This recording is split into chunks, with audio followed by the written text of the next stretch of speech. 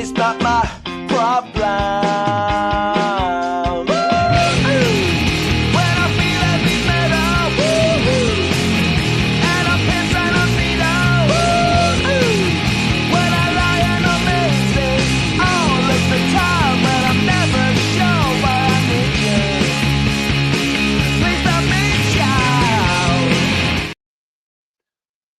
All right, welcome to the night edition of the Prospect Podcast.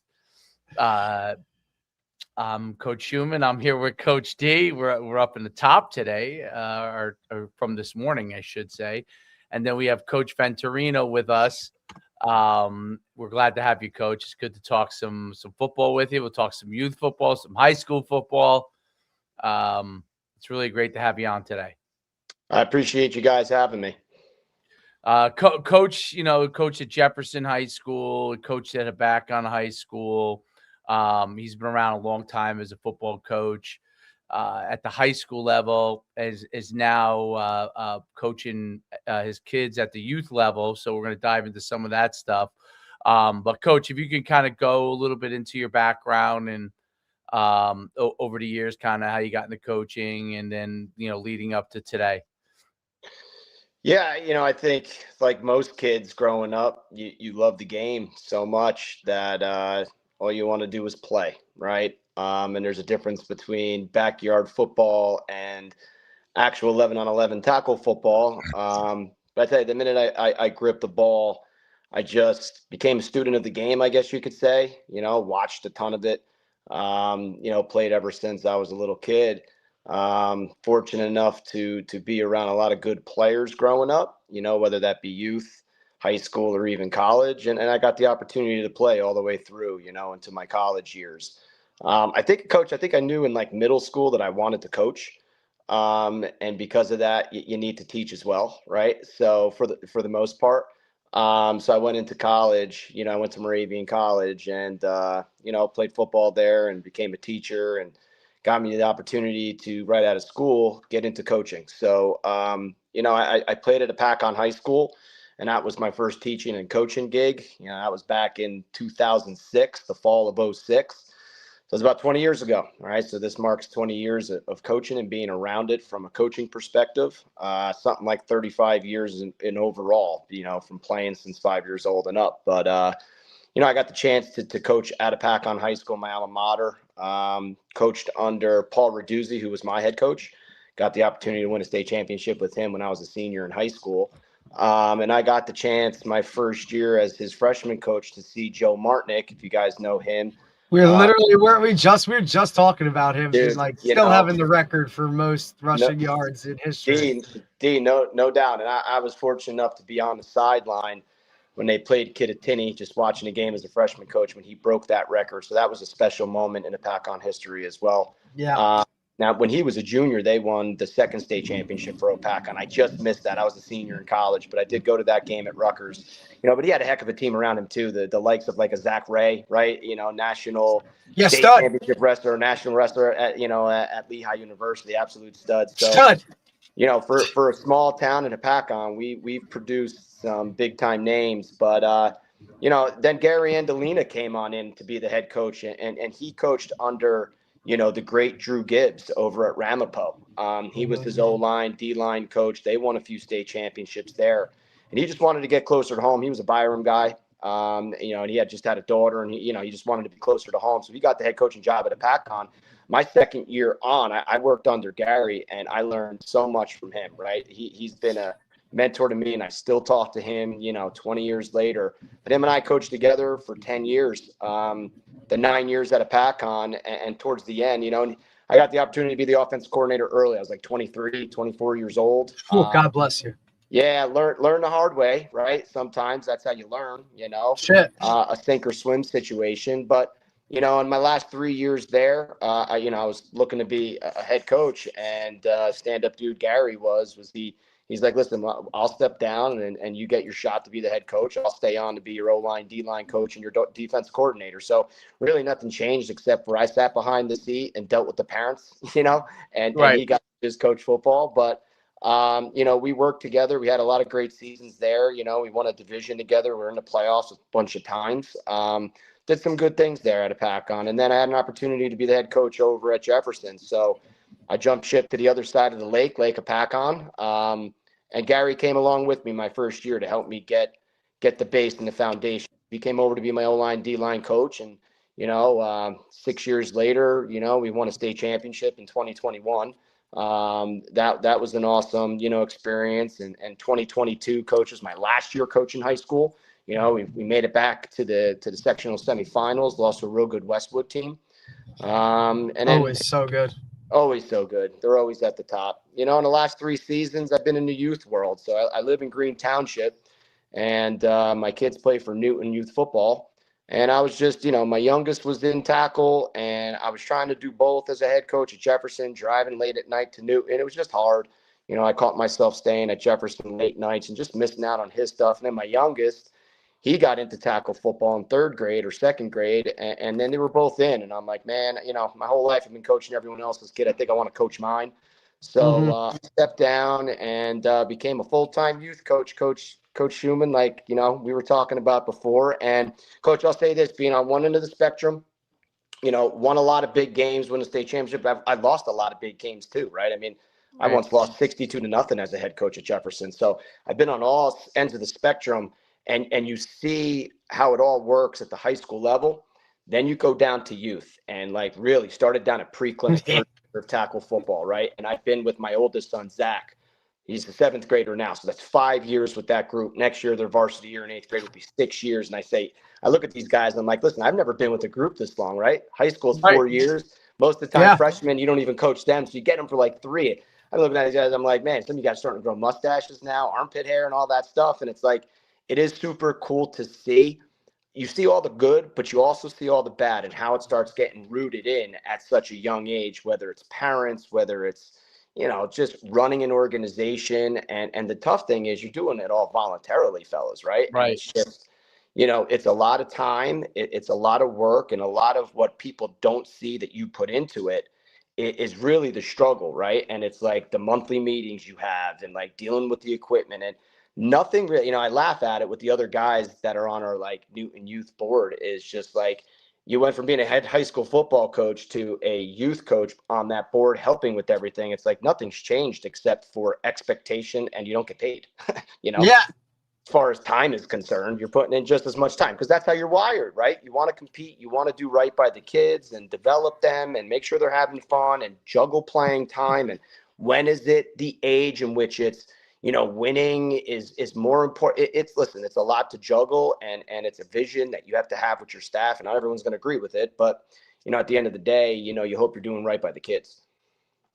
Absolutely. I think that it's, I felt very similar. When I stepped down, I think a big part of it was, COVID, and the guy that was our AD was no longer there. And then it was a different group, and COVID made it tougher, that the process tougher. And I just, it was kind of like we really weren't aligned anymore. And but one of the things that like made it clear for me where I wasn't going to get into like what I used to get when I was younger, get into like, the whys of like, how can I help push this through so we could figure it all out and keep working together type of thing. Reason why I didn't even kind of get into that, where I probably would have 10 years earlier, was because I went to like, I showed up. I told Derek's heard the story a million times, so I feel bad because he's probably bored of the story by now. But I showed up at like my kids. He might have been 5, maybe. He was playing soccer, and I came out of like a Saturday workout or whatever we had with football. I don't remember, but whatever we did on Saturday.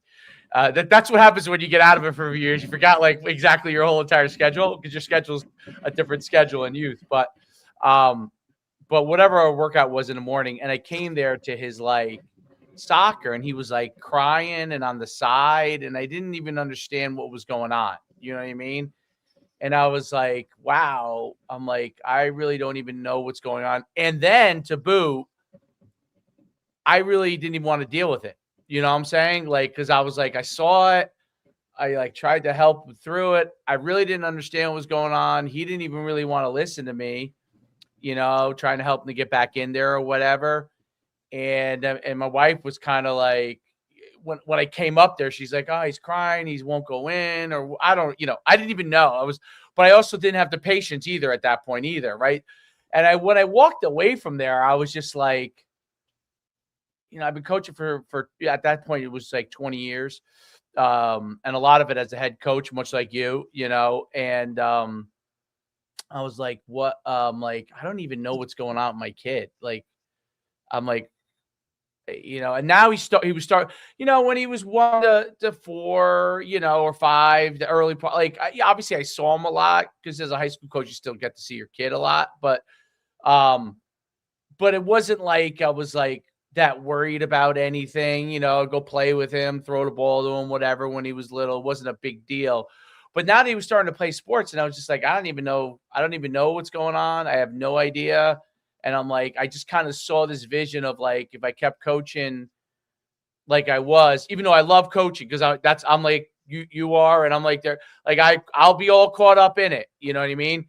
10 more years will go by, we're like this, and my kid will be 15, and I really, other than like sending the people to work out and talking to them, I won't know all the ins and outs of what's going on because I just won't have the ability to do it as a head coach in high school.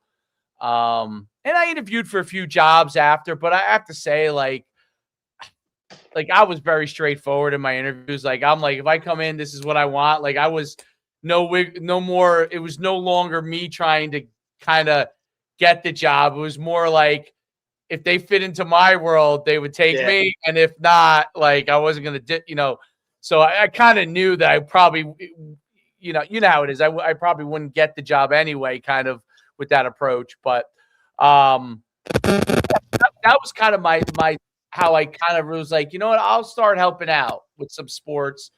It ended up working out, and it ended up being a blessing from God, for me at least. Everybody's different, but for me, because I got to work with him. And so that I preface that to say, I'm curious to hear, kind of your first youth experiences, because, when I talk about mine in a little bit, like, it was eye-opening for me. It was very, very eye-opening being a high school coach and a guy like you played in college. Derek played in college. I played in college, and I kind of had a certain mindset, and I had that mindset at a high school level. And then I came and coached youth, and it was like, whoa. So I'm curious your first experiences when you went into like youth for the first time. All right. So my youngest was like in flag. So, he was doing his thing, and a good buddy of mine was running that program for Newton. So I was like, all right, that's good. He's in good hands. My wife was always down there with him. My oldest was in 3rd grade, which is pre-clinic up by us, and it's first year tackle. And I was still head coach. So I was able to get through training camp because they practiced at night and high school was in the morning. But I tell you, dude, that's a grind, because you do what you do with the high school, right? Kids are leaving like around 1:30 p.m. You meet with your coaches for about an hour to go over the practice plan the next day, right? I always said assistants have to be a day ahead. Head coaches try to be 2 days ahead. If you try to be any further than that, you kind of get lost in the sauce, right? You got plans in your head for Friday, but it's only Monday, to try to stay focused 48 hours as a head coach, and then they leave. Then I would stay till like 3:34 or 5 o'clock sometimes just to have my ducks in a row. Not to say this was right, fellas. That's just what I did. I was one of those guys, like most of us. They're grinders. You want to make sure everything is correct for the next day. Your name's on it, buddy. Like, you know what I mean? Like, your name's on it. There's a little bit more invested in it. It's just what it is. No doubt. And then I would go straight from Jefferson High School to Newton, right, to the practice field. And it's just like, man, these kids are wired and ready to go, and I'm exhausted, right? But then the minute the switch hit, that whistle goes, you got after. So to kind of give you that idea, but I had 3 things going for me, Coach. One, I'm an elementary teacher. So I taught 4th grade at a PACON for 10 years, and I'm 10 years now at Jefferson Township, still as a teacher. And I've worked with kindergarten, first, second, and third grade. Like I'm a basic skills reading teacher. So I pull students and work with them in small groups, maybe even one-on-one. So the fact that I've been working with younger kids for 20 years, that helps. Okay. On how we were talking earlier about before how your Yeah. son's a quarterback coach, and I work with coach or quarterbacks as well, but like, have the ability to talk with kindergarten kids all the way through to seniors in high school, that's not an easy skill, but with the experience, you learn how to navigate, and more importantly, what kids are capable of doing based on their age. I think sometimes in youth sports, we believe, they can't do it, right? Like a lot of line guys don't want to teach kids how to pull any type of pulling. They can't handle it. They can't handle it. Well, no, they can. If they could read, they can pull, right? And it's like you teach them the proper way and show them, and model it for them and scaffold it for them. They're going to be able to do it, may not be perfect, but they can do it. So that was one. Two, fortunate that, a good buddy of mine that I played high school and college ball with lived locally. And he's like, yeah, man, I'll help you out. I have the nights free. And he was a lineman. And he's also an elementary teacher. So he's been coaching with me now for a handful of years in the youth. So, like, you got a real good listen. We all say outside of your head coach, the best coach on your staff has to be your offensive line coach, right? It's crazy. It's crazy that we're talking like that because we literally this morning we had Coach Mike Colombo from Immaculata High School. Same gig, right? O-line guy. And that's literally what it was part of the conversation was, look, O-line guys.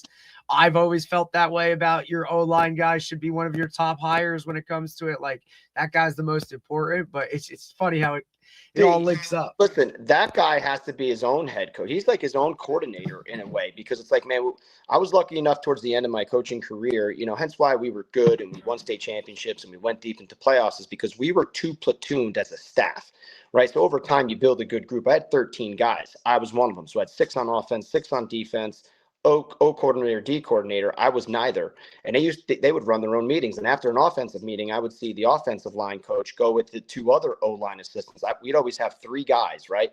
The varsity coach, the varsity assistant, and then the younger, freshman, sophomore O-line coach. And then he's talking about his 40 to 50 minute, because listen, you know how practice plans are. It's like, hey, we're going to do this. We're breaking up with this, doing that, quarterbacks, running backs with receivers. And it's like offensive line, you're in the corner for like an hour and 20 minutes. Well, we'll catch up with you in inside run game, right? Right. So that guy's got to be on point. And luckily for me, a buddy of mine, Brenton Runny, he's got the elementary teaching background, the football background, and having him teach those young kids is great, because then I was able to work with all the backfield stuff, because that's tough for them at this young age.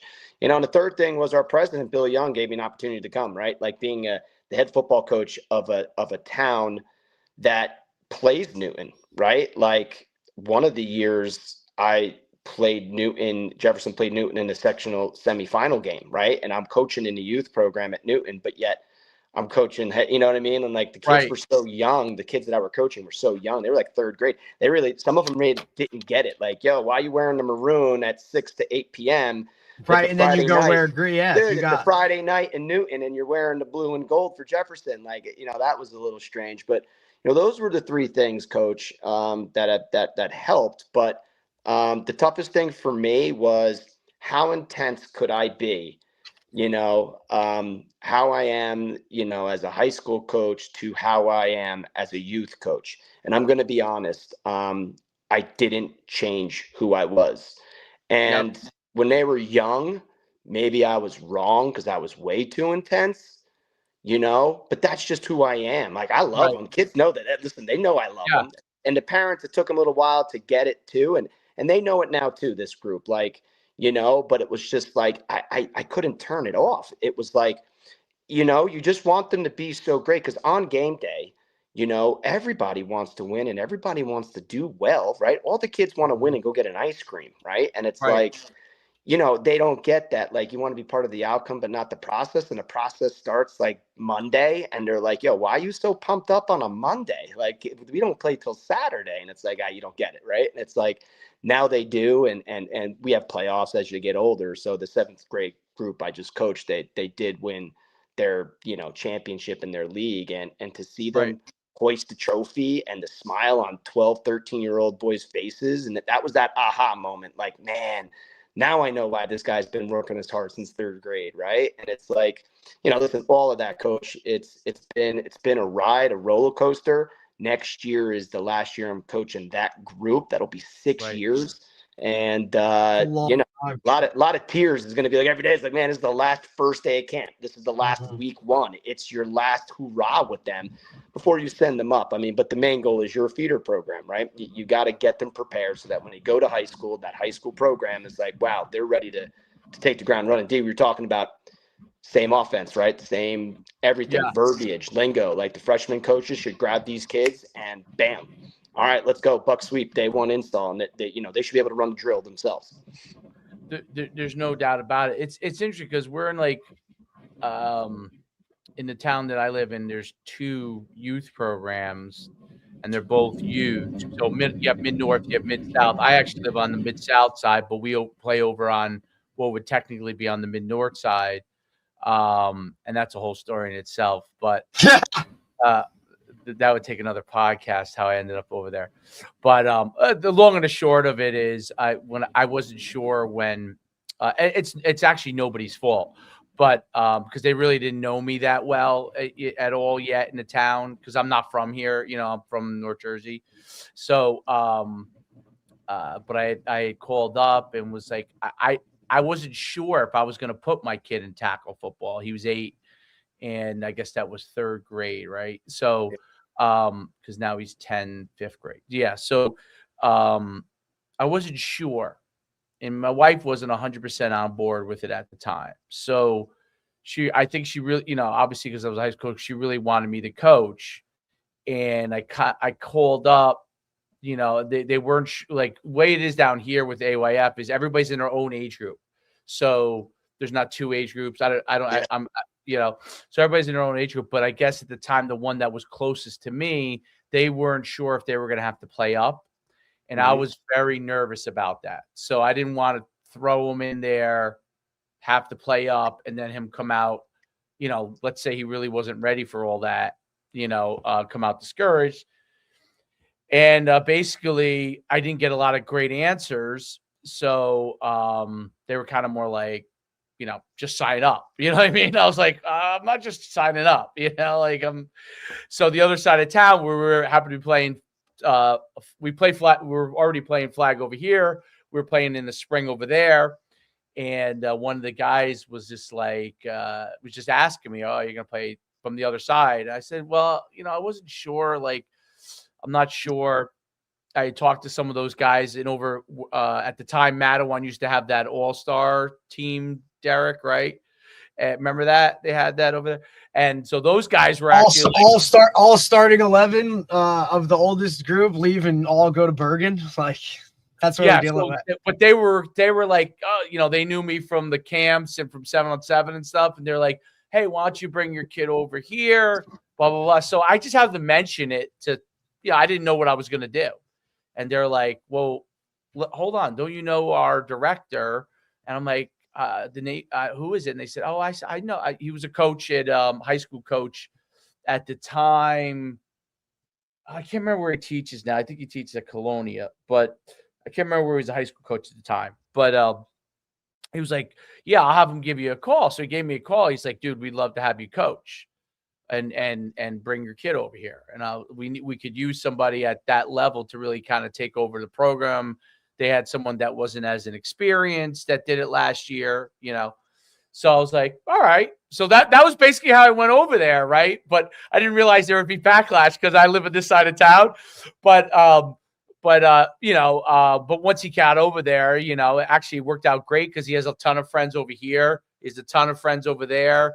And he goes to Catholic school, so he has a lot of friends from his Catholic school. So he's got a lot of kids that he ends up, being friends with. But it's such a huge town that, believe it or not, there's plenty of talent. So we lost to them in the state championship, the semifinals.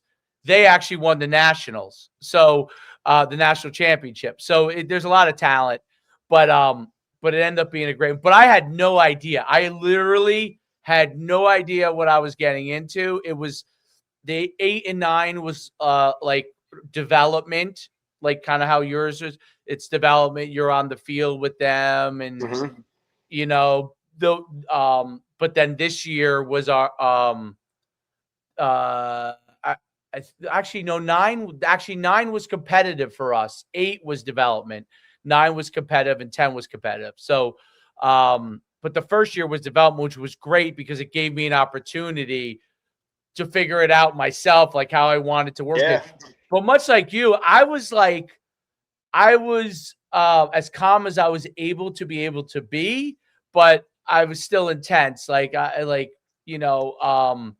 I kind of look at it like every year. I tell the parents this every year we're up in the ante a little bit more. So like our expectations of what you guys can, what you can do, like what I'll deal with at 8 is not what I'm going to deal with at 11. Right. So, if an 8-year-old, sometimes I had a kid that when they were 8 say he was scared of the dark. So every time it was dark, he would just sit next to me the rest of the practice. These days, so the rest of the practice, he sat next to me as soon as it turned dark, he sat next to me the whole practice. So I'd be calling plays and setting things up, and he would be plopped down, sitting right next to me. And every time after I call the play, I would talk to him for a couple seconds. He would get in the games, but he wanted to be on the team, but he was still a little kid. Obviously now as it got to be 10, they're much more intense. I mean, this year they were very, very intense, very, very, very focused. And this year they all wanted to work out. Like, they're like, what are we going to do in the off season? I'm like, well, I can put something together for you guys and we could do it. I mean, nowadays there are plenty of trainers you can go to, but if you want us to all work together, I'll put something together on a Sunday. We'll get together once a week. We'll work on skills and some speed stuff and some strength stuff, and get them better over the course of the off season too. But like that's my thing, is like keep it. But I think it's really interesting. I'm curious if you thought like how you were able to deal with the parents in the beginning. Was that a harder part for you coming from high school where you have more of a separation? They're also your peers, right? Because they're a lot of times people you're friends with. So I'm curious how you dealt with that when you first got into it. I'll say this: when you're in high school, it's your job. So you're going to be professional, and you're going to go about handling it as professional as you can. Not to say you shouldn't do that in youth, but when you're volunteering, it's different. You're right. It's like, hey, I don't see you putting in not only the time on the field, right? Like, if you're going to be successful and win games, you're putting in more time off the field in your preparation than your time on the field. So that's the time that then the parents don't see either. I mean, my wife sees it, my kids seen it, but they probably think that that's how it is with everyone because they've been seeing that's all they know forever, right? And it's like, I find it that I spent more time. The two things that I spend the most time with is watching film and developing a practice plan. It takes me hours to develop one practice plan because, it needs to be so spot on so that you can be as efficient and effective as you possibly can. And the elementary teacher in me makes sure you get all the 3 ways a kid can learn. So like the kinesthetic is obviously you're moving out there. The auditory, everyone's also speaking, but the visual learning is important too. We're lucky that our practice field is next to our shed.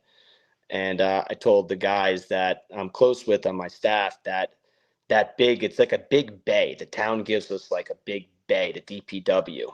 And we have all of our shelves for all of our equipment. It's a big cement rectangular prism.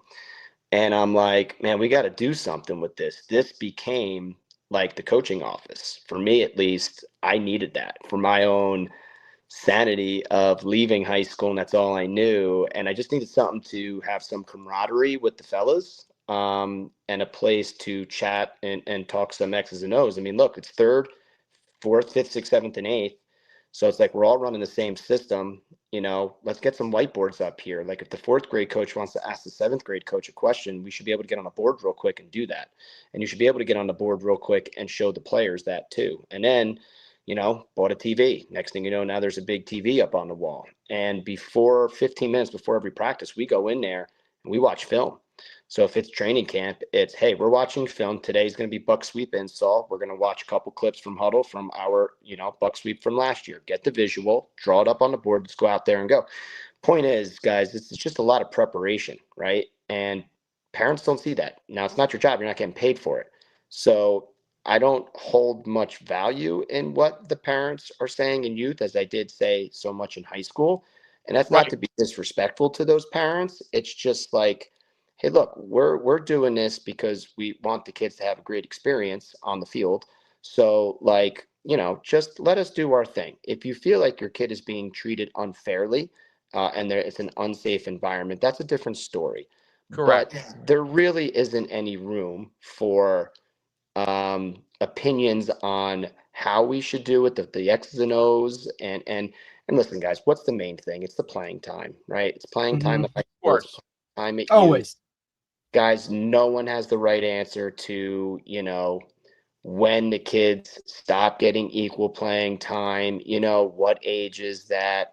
And listen, a lot of things, it becomes a safety issue out there on the field for some kids. Football it is a big safety issue. It's a physical, violent collision type Yes. sport. And it's usually, coach, not the kid who might, physically not be able to handle it. It's going to be someone else who gets hurt because now they're getting 2 to 3 guys on them. Listen, and our goal is to culture trumps everything. And that's we actually got a big poster sign made up that says culture trumps everything with the Newton Brave head on it and everything in there. And it's just because it's the truth. It's the culture you set with your team. And I say this all the time to players, and when you get a chance to the parents too, is football and all sports, 95% of it, you're gaining so much. The dedication, the commitment, the camaraderie, the setting a goal, are you achieving it, being a part of something.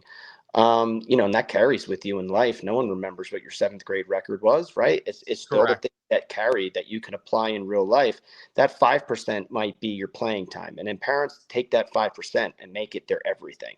And it's like, hey, look, we've done so much for your child that there's more to it than just the playing time. And you're also a part of something, and that's why when I was a head coach at high school, I valued every player on JV varsity, and I gave them a varsity letter regardless of whether you playing time on varsity or not, because how are you going to sell that you needed that JV player who is sore from a Monday JV game, that you need him there on Tuesday to be a scout player for your team, so that the varsity can get a simulation so that they can get prepared for Friday night, and then they're not going to get I'm sorry, but you're part of it. If you're going to the state championship with us and you're putting in those extra weeks, an extra month of football when everybody else is done playing in the fall, you're getting a varsity letter. I don't care if you played or not, because it shouldn't be about your skill talent. It should be what's your dedication to the team to do your role in your job. You don't have to be the starting quarterback, but if you're going to be the scout quarterback, getting our defense ready week in and week out, and our defense does well, to me, that's earning it. I mean, your practices are harder than your JV game. So it's your culture that, it's not about the playing time and everything else. It's a matter of what you can contribute and how better do you get year to year, and how are you carrying those skills that you're learning into your regular day life,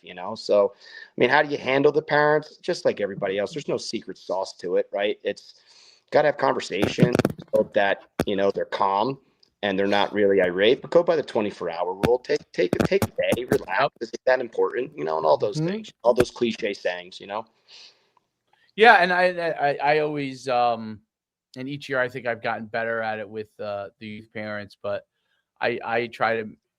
I'm amazed that actually more coaches don't do this. Like in our program, which is a very good program, very well run. I know that I'm one of. There's the guy below me does it as well. My group, the group below me, he has a meeting with the parents that first week just to kind of set expectations with them. And I do that. I see him doing it because we just happen to be sharing the same field, but I see a lot of other ones don't do it. And I always wonder, when parents start to rumble, if you haven't set expectations to them on certain things, then how do you have answers for those questions? You know what I mean? And you must be. Oh, there you are. So I think that's really one of the things that I was like, I'm just going to treat it like I treat high school. Like, make sure I set expectations with them, tell them what I think is acceptable, what I don't think is acceptable. I had to learn a couple of it the first couple of years that we get some, because they know you, they're friends with you, I get some drunken texts, you know what I mean? I'm like, but they those before I really kind of started to really set expectations, they would get the message because I just wouldn't respond. You know what I mean? Sure. So, but I started to really like set the expectations, and I found that to really be good. But I do think you're right. Like the two things that's always hardest, no matter what, is playing time and the ball. I would say the ball is always a big thing, right? Yeah, we get some issues with that too. You always have. I think those are the two. To me, has always been, because I know, like I tell them, like, you'll watch our practice. I tell them, not that I'm not judging what other people around me do, but the way that we teach tackling, like we do the rugby style, like I went and got myself certified on Avantis to be able to teach, advanced level rugby styles. I bought the pads, the rugby stuff from the rugby stores and stuff like that. Derek recommended to me the what's it called again, Derek, that I use? The stuff that goes around your waist for scouting. Oh, the go routes. The go routes. So I got the go routes for them to make us much more efficient, especially for the defensive practice, so I could run the offensive scout when the defensive coaches run, so I could get those guys going really fast. Like we would get, because sometimes, when you're going through stuff on offense, it takes a little longer. We get the defensive team, and I'm like, oh my God, I like to get them out of there between an hour and a half and an hour and 45. So let me ask you, Coach, are you doing that in youth too? Like you're running offense for your defense? That's funny because I thought about that for years because that's always an issue at high school, right? It's like, and you get practices going great. Defensive practices are awesome because you're freaking, I tell you, you got to play fast, physical, and pissed off. That's how you play defense, right? And it's like the practices go much more intense, but then you get to team and it's like, right? It just drains because of the amount of time it takes to get in and out. The go route, and unbelievable, brother. So the go route allowed me, first of all, when I come into practice, so I don't have an office like you do, by the way. I feel like I should move to Newton because that would make me a lot happier if I had an office there.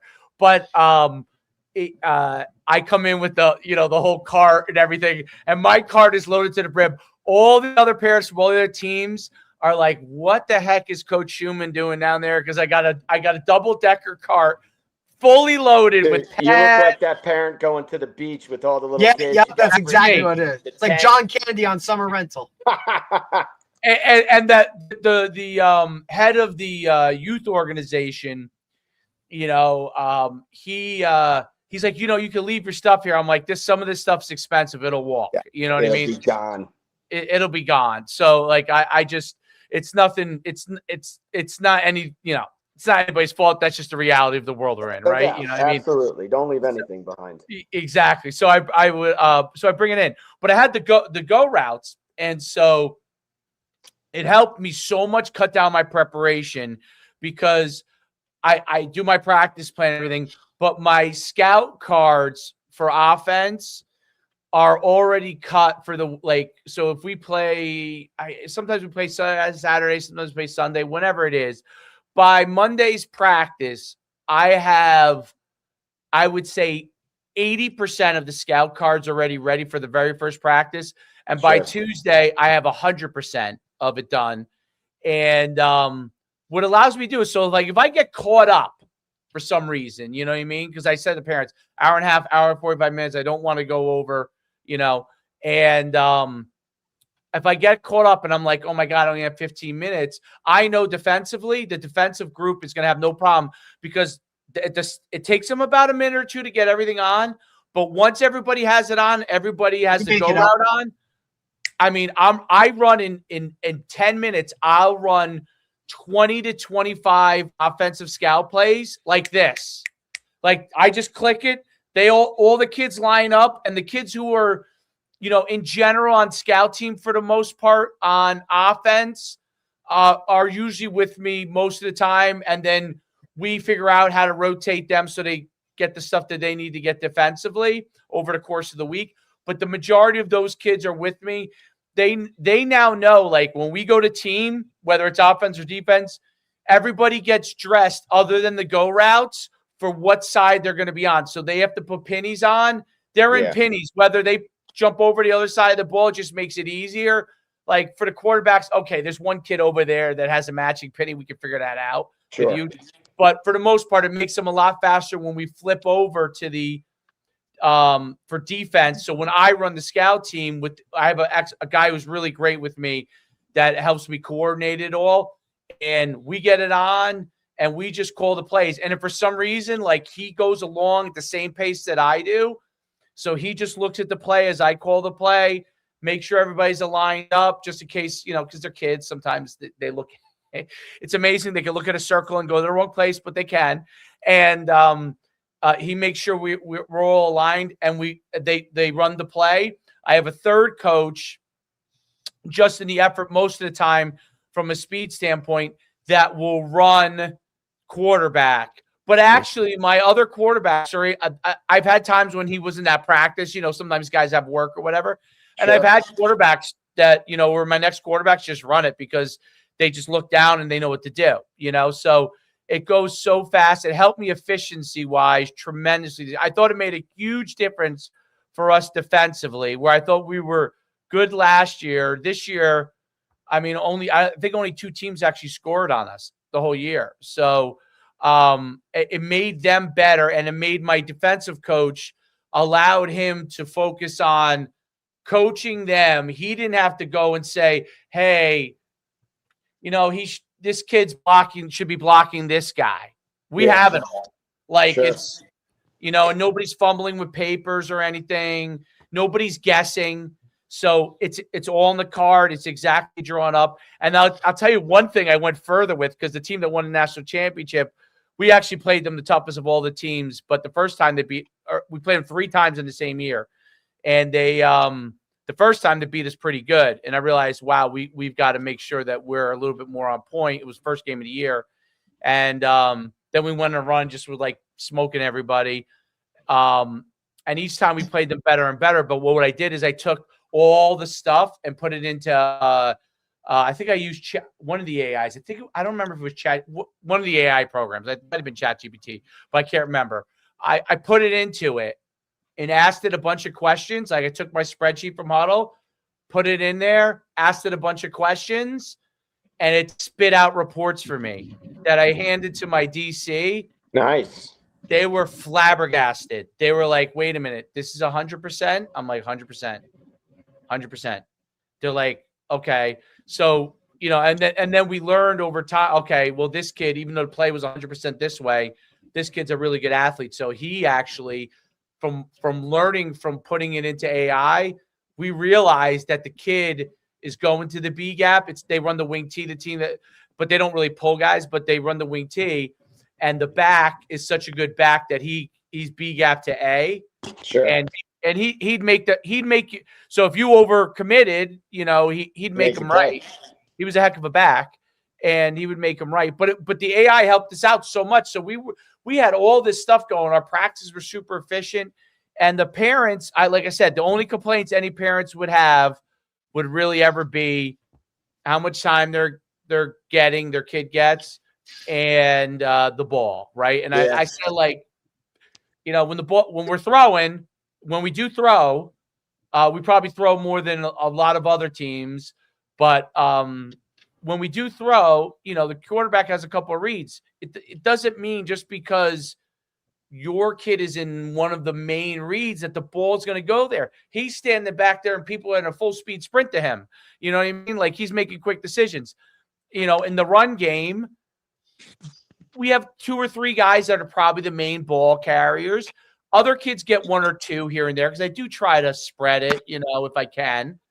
And but there are, when you get into some of the bigger games, and this, like, what am I going to turn around to the team and say, hey, I didn't try to put the ball in the kids who I think could score touchdowns hands when we're in a championship? No. And when we get to that level, we get to the playoffs, the guys who are hot that day, like really playing well, try to get them the ball.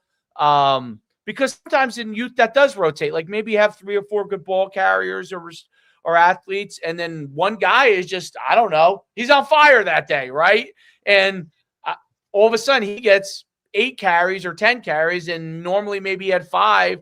I tell parents, that's how it's going to roll. When we get to playoff time, I'm going to see who's hot. Like, and I mean, in the first round of playoffs, my son had a foot injury most of the year because he was growing, and he's got this like Severs, which has gone away, thank goodness. But so we didn't run him very much. We really just had him throw, and he can run, but we just didn't have him run that much because I just didn't want to put him in that much pain.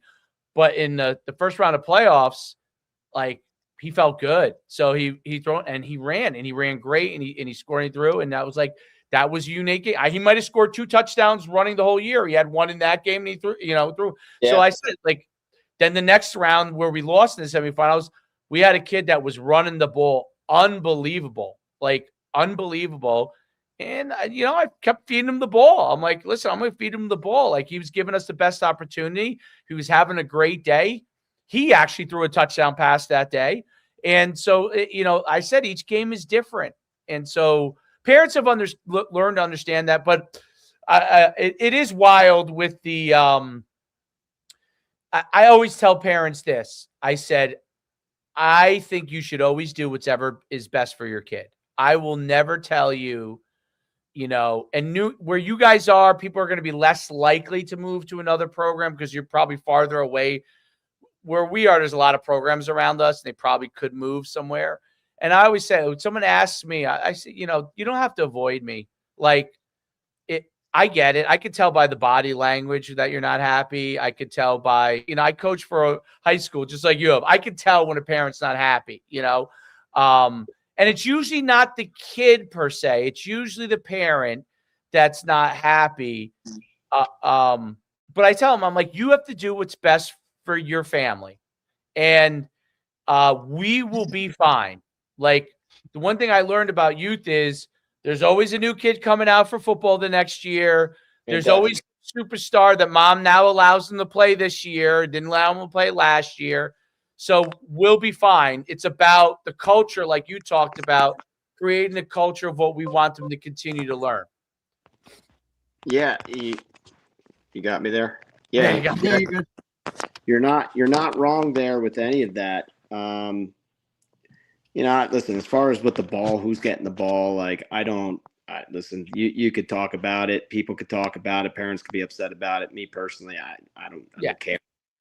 To me, it's you're coaching, you're taking what the defense is giving you.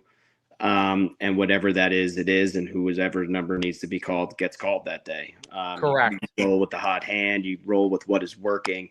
And a simple answer is, who doesn't touch the ball ever? Linemen. And those parents can say whatever they want out of that alone. So I don't really put any stock into who's touching the ball. Although others will, right? Parents will. Yeah, of course, sure. Damn right. That's not something, like, most of the time I just try to mute that the best you can. I don't want to be like a jerk about it, but I don't care about. That's not a focus. I'm not thinking about that. Now, what I do like to do, and I've learned through the high school days, and we learned on the sideline. I have a coach. I did it in high school. I do it in youth too, where a coach, I got 2 responsibilities on the sideline. One of them has all the players' names, and it's tally marks, like how many times they touch the ball. Right. I like to look at that at halftime. It's good information, not for mommy or daddy to be happy with you. It's, okay, oh man, Johnny's a good player and he's only touched the ball twice. Okay, I got lost in the flow of the game, and let's look to work him and get him going a little bit more in the second half to help the team win, not to satisfy mom or dad or even the player, right? the culture, going back to that, is like you got to do what is best for the team. And as you get older, the most difficult team you'll ever be on is your family, right? Being a husband, being the father of your house. You raise kids, you pay bills, you go to work, you coach, you do all these things, and I tell my oldest, I'm like, every day you're a day older, it's a new day for me to parent. I have never parented a kid who's 12 years old and 42 days old, right? And then the next day it's 12 years and 43 days old. Like every day is a new day for us as parents. With your older one, your younger one, you have experience through the older one, right? But your kids are different. But getting them to believe in that culture of doing what's best for the team is only going to help them in life, because could you imagine going to your boss and saying, "Hey, I didn't get that promotion. That's unfair." Like, and then, you know what I mean? Like, people do that. Don't get me wrong. But at the end of the day, you have to face it. You didn't get the promotion. You didn't get that, raise, whatever that might be. And you have a decision. You either get better or you leave. So those are the options people have. But, yeah, man, listen, overall, I would have to say I'm personally very fortunate. Got a good group of kids and parents that get it, and it's a lot of fun. And D, man, when you're doing all of this and the excitement you get, through high school coaching, like the emotion pours out of you on that field. And in youth, nothing changes because the game is still the game. I'll tell you, the one thing that changed for me at least was like, when we won a state championship as a coach, like, yeah, win a big game, like I'm jumping up and down, I'm celebrating with the kids, like I played, right? But when it happens in youth, I just sit back and I watch, and it's so awesome to see younger kids get that excited about the game. Yep. Like, man, like they're just as excited and into it as a 16, 17, 18-year-old boy. And the biggest blessing of it all is when you're doing it with your son. And, if you're fortunate enough that your son is one of the guys, like that you could lean on and heavy in it. Listen, for me, my oldest, Zach, he, this was the year he blossomed. He hit puberty, he was bigger, and all that stuff. For a 12-year-old boy, he's got a size 12 shoe. He's big. I'm not a big dude. I'm like, yeah, shit. I was just about to say he's already above you, huh, buddy? Like, shit, that's a nice thing to do. I love it. Nice, dude. Nice. Every day he's like, "I'm bigger than you. I'm bigger than you." Right? He ain't wrong, I guess. He's not. Listen, he's like a day away from it. He's 5'7", like 135 with a size 12 shoe. And Coach, going back to what you were saying, like he's growing daily, so he's always in pain, right? But it's like in that championship game, there were a lot of plays and a lot of opportunities where, like, I'm like, I got to lean on you, buddy. We got to do this, to win for your team. And I think the best, like being an offensive play caller for all of these years and just learning all sorts of the game, the best setup any coach could have is when your son's the quarterback and you're the play caller or the visionary of the offense, and like you live with that kid. I could only do so much with my high school quarterbacks because listen, I've always said quarterbacks, I played the position my whole life through college. Quarterbacks are the extension of the head coach or the extension of the play caller, right? When they're out on the field, there's got to be like an extension cord that we can't talk to them in headsets in high school or anything like that. So it's like when they're out there, they got to be you. They got to be you. Yeah, not yet. So you could only do so much with them a couple of hours after school, right? Where like I'm saying, I talked to my son about it the other day. I'm like, man, I bumped into you in the hallway and I'm just like, yo, check this video out, like on Instagram, or hey, dude, it's like, let's get on a whiteboard. Like, let's draw mesh, like let's draw a quarterback buck sweep. Like you get any point at any part of the day to be able to talk to him and make adjustments and make tweaks. I know this sounds crazy. People must think, dude, you're nuts. Right. But it's like, I love it so much. And so did he, and he was into it. And that's the thing. So, if he's in it, and this is where, look, like I got a couple years before this all hits for me, but, I've been around it long enough to see it. And I've been, watching how Dave has worked with Troy and how that whole relationship, and just being around it, how my father was the same way with me. Right. Like, as if your kid, like people don't understand it, because they think it's like the parent or the coach forcing it on the kid or the son or whatever. But when he's just as into it as you are, like it's a match made in heaven. And that's kind of what it is. Oh, well, that's because you're forcing it. He comes to me with these videos, you know what I'm saying? Or he's constantly asking, Dad, check this out. Or, it's a back and forth of what both really enjoy to do and what want to do. Right. Yeah. So to me, it's encouragement. Like, cause I see, and because me and Derek do this podcast, like we're down, social media, our algorithms are like, I always say my algorithm's just fucked, like I got TikTok youth things coming in, and then I got speed stuff coming in, and then I can't even get, I like politics, right? I'd like to get more politics in my feed, okay? But no, I don't get any of that. I'm getting like, every sports thing in America just because of all the stuff we do. You know what I mean? So yeah. But I think that like one of the things that I think, and I love Greg Olson's podcast. Oh, dude, I follow that, man. I do. And really I feel a little bit better about myself because sometimes I think I'm a little over the top. But, his biggest thing, Coach, I'm sure you were going to say was it's not how much we know. It's how good are we at teaching the kids so they know, right? Absolutely. And what you said earlier is very true. So, and I'm very lucky. My assistants, I didn't know them, but when I started coaching, we've all become like friends, and they're all on board with doing things the right way and on board with what has to get done. They're driven people themselves, but they're great people. So it's been great because I can give them stuff and they'll do it and do a great job with it. But I really think that like what you talked about is kids are able to learn a lot more than you think. As long as you're good at teaching it, right? As long as you have the good communication skills, there are people that might know what they want to teach but can't communicate it. Well, you got to find someone that can. Sure. Because if you could communicate it, they will learn it. Like you talked about the polling, like we polled this year. Like we're not like wing T per se. We're in gun a lot, but we have a lot. Our blocking scheme is wing T. I mean, we're gap down back. Area blocking is area blocking. Every offense has power. Every offense has absolutely. I mean, that's how we block it. That's how we teach it. That's how we teach, all the down scheme and everything and all the pulling. So it's the same exact principle. And the kids, what I learned is that the linemen want to learn it. The linemen want to do it. It makes it a lot more fun for them. Like, listen, who wouldn't want to pull and go get out on a skinny, right? Like, let me go out there on that corner and let me get out in open space. I can't tell you how many times buck sweep this year. We're fortunate that, we got some athletic linemen. I'm watching them all play, rec basketball together now. And it's right. fun because it's like, man, I know why we win.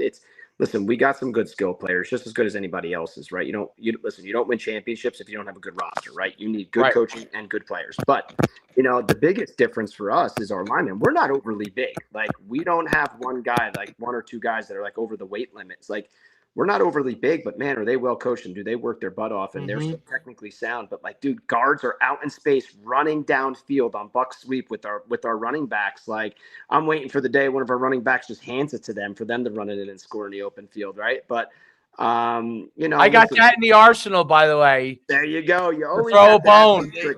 Guard pull. It's like a hook and ladder. There you go.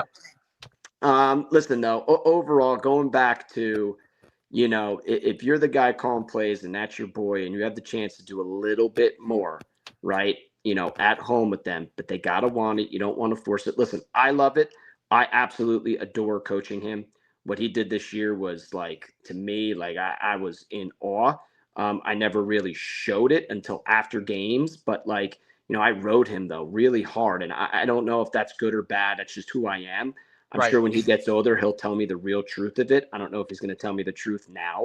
I don't know how much he loves it. I could tell you, though, like his buddies are always smirking when I'm getting on him at practice. But that also sets the culture that if I'm able to get on my own son, I'm going to get on anybody. And it's just accountability. It's just holding everybody to a standard, and a high standard. And I'll admit, I'll be the first person to admit when I'm wrong. Listen, as much as you coach high school, and I've been in a lot of big games, there's still new situations that happen every game that you may not be ready for. You've never seen it on TV. You've never experienced it.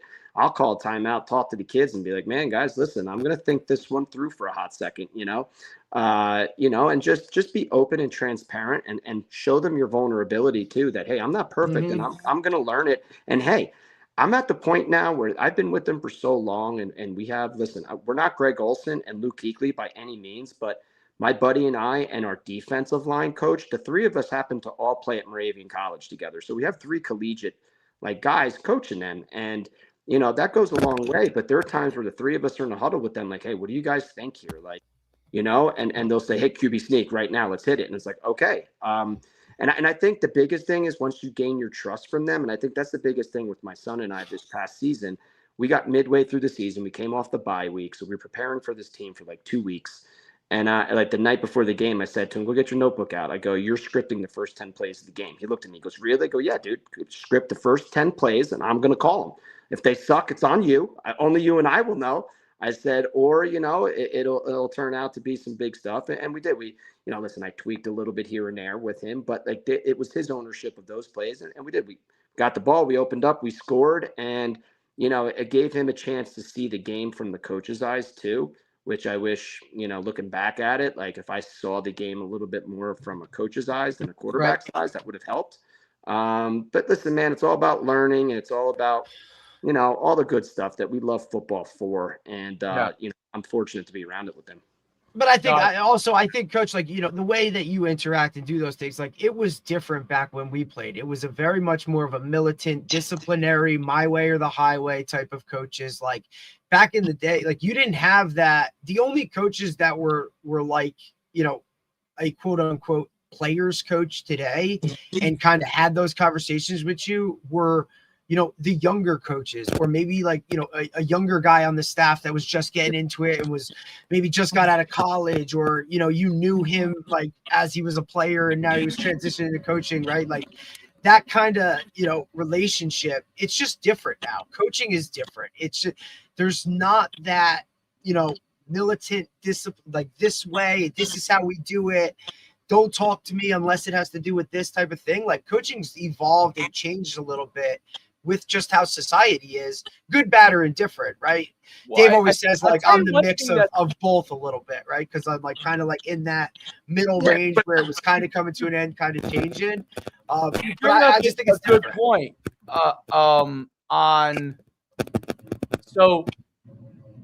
One of the differences with youth is that all the coaches are adults. And in high school, you will have, like you said, you will have a 25-year-old guy in the staff, new, and all the parents that coach me usually are adults. And what's unique about that is actually that they are usually old school. So one of the things that I had to usher some of them into some of the new era. We don't want to be over there just doing Oklahomas all day. Those guys, that's not good. Well, that goes back to what I'm saying, right? Because that's how they were coached, and most guys coach the way they were coached. You know what I mean? And that's all they know. I think that's a good. That's the good. I think that's the good, unique aspect of it too. Is that, like you said, is that because they are older and they're probably more old school. If they're also willing to move more with the times and learn, they have both of those things with them as a coach with the younger kids.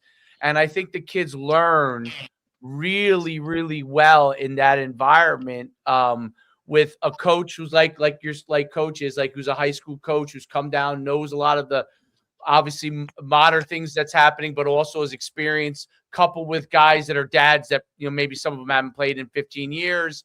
They know how they were coached. And then bringing those guys who have that hard-nosed already approach to it, tougher approach to it, teaching them some of the new stuff. I've watched some of these guys really get some aha things that I would have not thought. They were really, really old school, and I would have not thought that would have been on board with it, but were saw the results, and they start to send you. I wonder if this happens too. We're on our group chat we all are on an Instagram chat too. Like where guys are sending clips of this. And what do you think about this?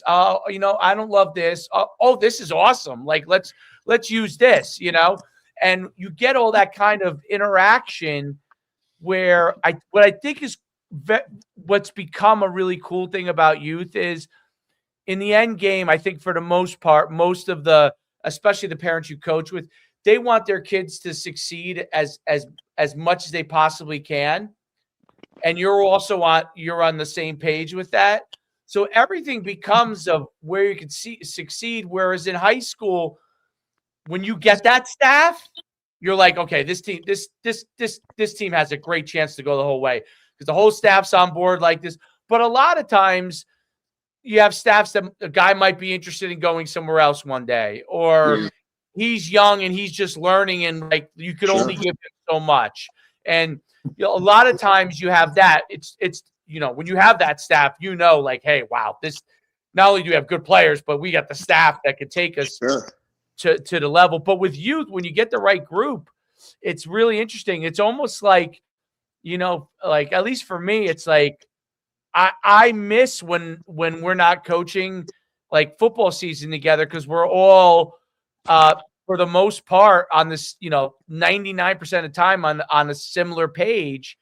And when I go invested with the time, you're with them all the time, constantly texting them, calling them, sending, like you said, messages, Instagram, this, that, and every other thing. Like, and then in football, it comes to an abrupt stop. And then it's like season's over. That Monday, it's like, wait, no coaches meeting. We're not talking about game plan this week. We're not practicing. Like, what's going on? It immediately comes to an end. You know, that office I talked about at Newton, like we were still showing up on Thursday nights. We would get together like on Thursday nights there after the week of practice. We only practiced Tuesday, Wednesday, Thursday during the season, played Saturday. So Thursdays we'd be done and we would just hang out, you know, watch a little bit of the Thursday night game on the TV and maybe get a pizza and just, you know, build that camaraderie, that culture that we talk about.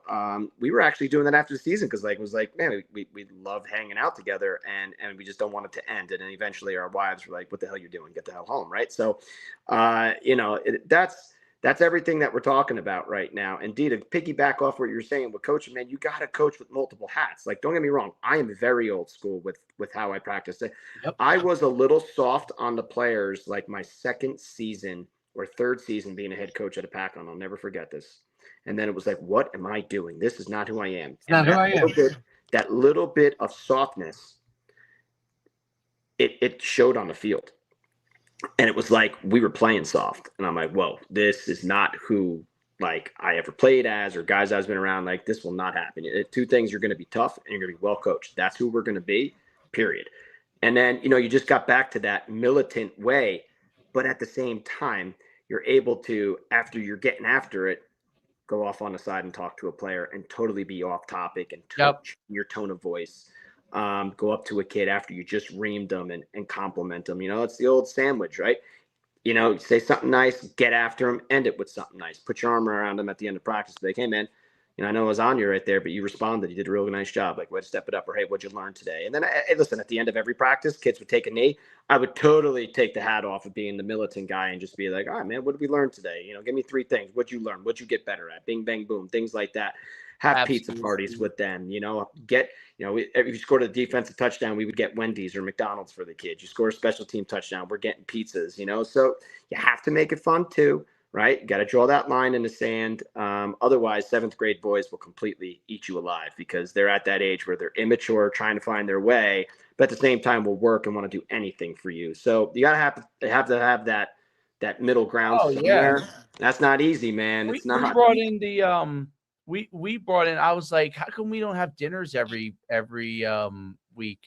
We last year, right? Because that's what you're used to as a high school coach. We did it like a pasta party on a Thursday or breakfast or just you're used to that structure, and that's what it was. Awesome. Jerry, it's been so funny to watch. Like, it's been great to see Dave go from high school to like through all of this and how he's like taken the high school model to, you know, the youth where they just it just wasn't part of it, right? So to see like him do all this and watch this like transition of not only like how he handles the team and does things his way, but to watch like now like the other teams around him and the other age levels like start to piggyback and go from there. Piggyback off you, coach? Because that's Yeah, what happens. so That's a good thing, man.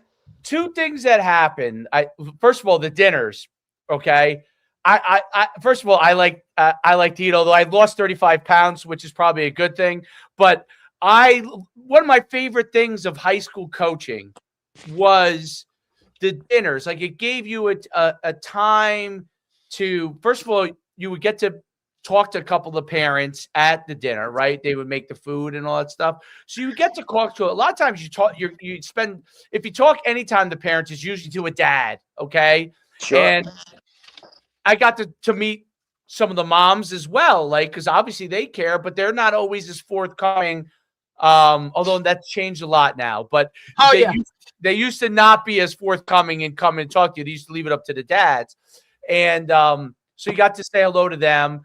And I used to love the players, like them sitting together, like the coaches. So we the first year, I just kind of went along with what everything was going on because I was new and I was running the team, but like I kind of had to get a feel. The next year I was like, hey, we should have dinners. Okay. At least some of the games. And so we started doing it some of the games. I think that first year, 2 years ago when we did it, I would say if whatever we played 9 games or whatever, I would say we probably did dinners like 6 of them. Yeah. This year, the parents were like, I didn't even say it. They were like, between my wife and all, like we have a team mom that she's phenomenal. Brittany, she's phenomenal. And they were like, we're going to do it every week. They did it in camp. They did it every week. What age you got, Dave? 10? We're 10. Yeah. They did it every week. It was phenomenal. And then we always give out like helmet decals and all these things. Yeah, we do that too. It's fun, right? Football cards, baseball cards. We do it all, And so the parents really ran with it. But the second thing was the tackling and the structure of practice. Yeah. So people would look over and like we weren't hitting each other that much. And like we were hit, like, team you kind of are, obviously you're thudding and stuff. But like we did a lot more movement with rugby pads and dummies. And I'm curious to hear what you do defensively with tackling. Dave, keep talking. I'll be right back for a second. Yeah. Keep talking. I can hear you from here. Yeah. What do you guys do for tackling? How often do you tackle live throughout the week? We never go full live. Okay. Like we everything is thud. So do kids accidentally take each other to the ground sometimes? Yes. But it's thud. And then we don't, like in any of our tackling drills, anytime we're tackling another person, the only live tackling we ever do, and it's probably, I would say it's maybe once every couple of weeks, is we call it shake and bake drill, where it's like an angle tackling drill where there's a space where they can make a move and they got to tackle at an angle. But we do nothing head on. Everything's with pads. Everything's with rugby pads and wheels and you name it. We have it all. And amazing. Like if you were to watch our games, like if you were to say which team is the best tackling team, our kids are unbelievable tacklers. And we made them learn the rugby style of, near foot, near hip, near shoulder. Yep. We made them learn it.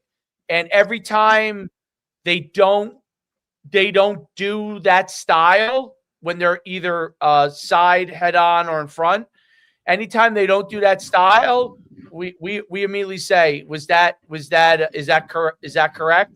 They say, oh, I went across. Okay. It's near foot, near shoulder, near hip, and they would over and over, and they could recite it. Like if you asked Maybe a couple of the kids that are a little bit out spacey maybe couldn't recite it. But for the most part, I would say like 9 out of 10 of them can recite like what the tackling technique is. And we tell them, listen, in the game, are there times when you're going to be across and, but you're always striving for that, that tackling form. And more often than not, you're going to be in the best position possible to make the tackle if you're striving for that. In the game, you're getting them down however you can, but because you've learned how to do it, and we do it so many different ways of doing it, meaning like we'll drag the bag, we'll have the bag stationary, we'll have a pop-up. We have the rugby bag that super heavy and it has an insert in it where you tackle legs.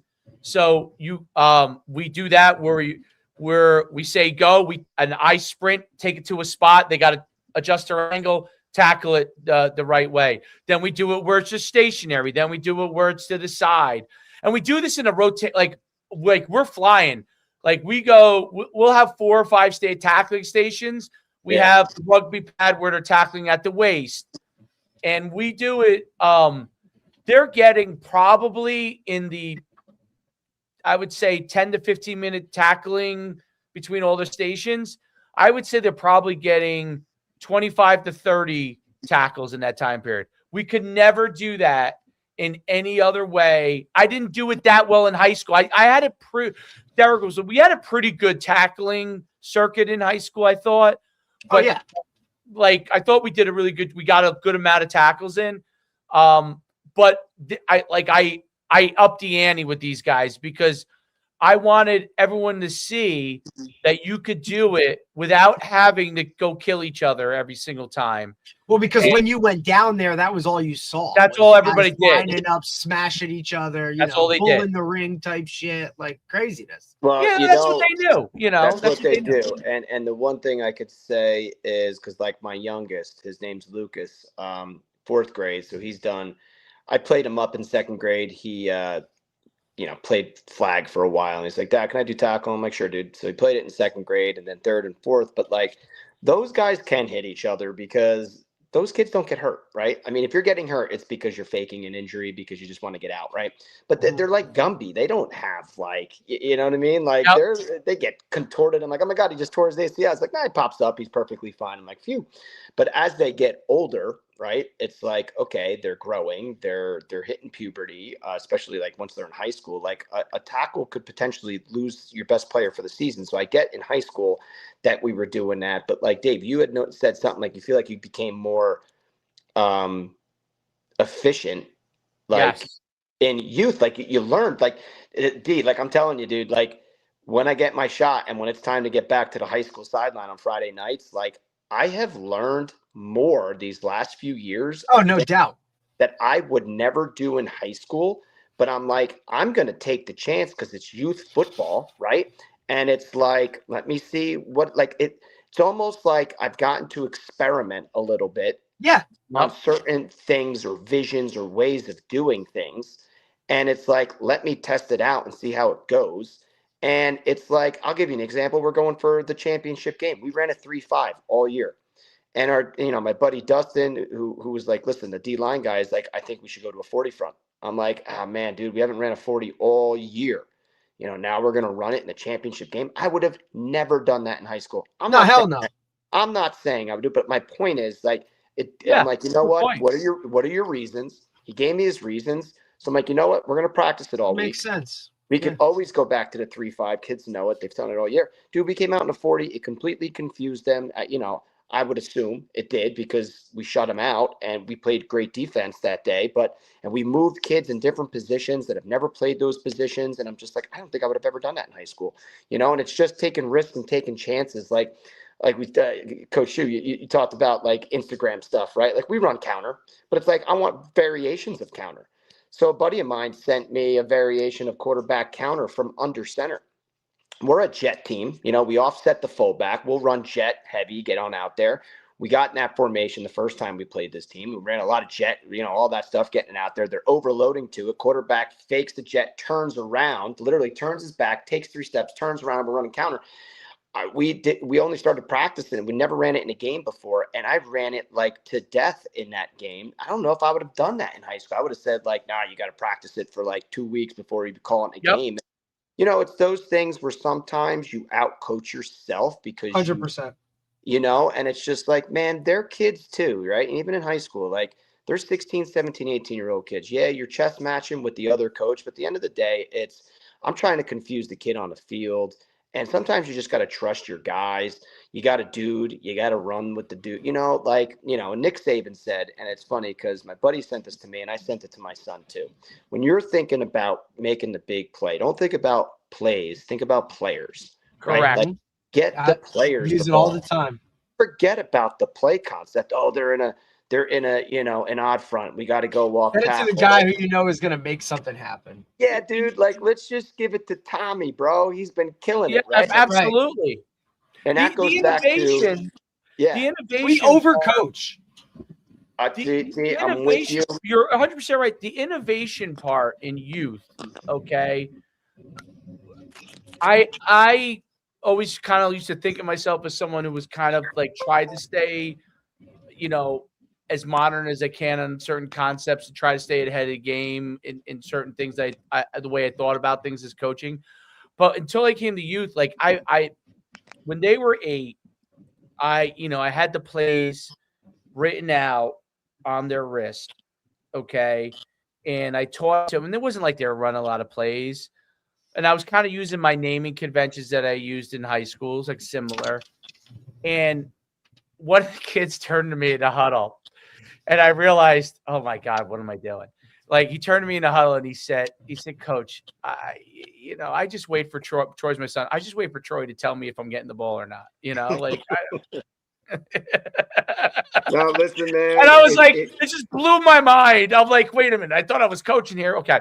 So when I went to the next year, one of the coaches, because when we do 7-on-7 in our club that we run, we have the plays drawn out because when from 18U to 10U, like everybody runs a different system. We just want to be able to go play fast, know the concepts, have QBs be able to go through the progressions, man. Correct. And not make it like, okay, like they have to memorize stuff that they're not going to use anyway when they go back to their team, right?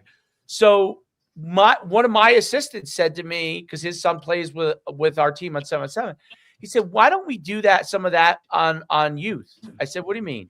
He said, draw the plays out for them, like you do in flag, like you do in, Bro, Coach, I got 2 wristbands, right? We went from one wristband, the flapper, like a QB wristband. I give one to every kid, and I hand draw them up, that elementary guy in me. I put 6 plays, right, gridded out.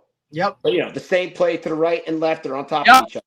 You could get 18 on a wristband that flips, right? 6, 6, and 6. And then this year we went to shotgun as well. Shotgun, buck, counter, pass game, a little bit more and all that stuff. So my left wristband was under center, and then I got him a right. So I got every kid on the team's got 2 double flap wristbands. And listen, if I told my kids right now, which I wonder, dude, if they go to high school, I'm sure by now they should know it if they didn't have the wristband. But like, dude, why not even in high school? Like, so they have 36 plays on the why wristband. not in high school? Why not in high school? And now they don't have to worry. They don't have to think much. They play faster. My son calls the play, and it got to the point where he was verbalizing the play because I did want them to hear the play. He'd be like, hey, play 21, play 21. They look, and they'll be like, hey, gun, let's go, gun 21 buck on one-on-one, ready, break, right? But they're looking at it, and then I would have all these tags off of that play, and the kids just need to know the tags. It's funny we talk about this because that's exactly what I would do. Dude, and that's what we have been doing because I was in the huddle with them with the playbook when they were young.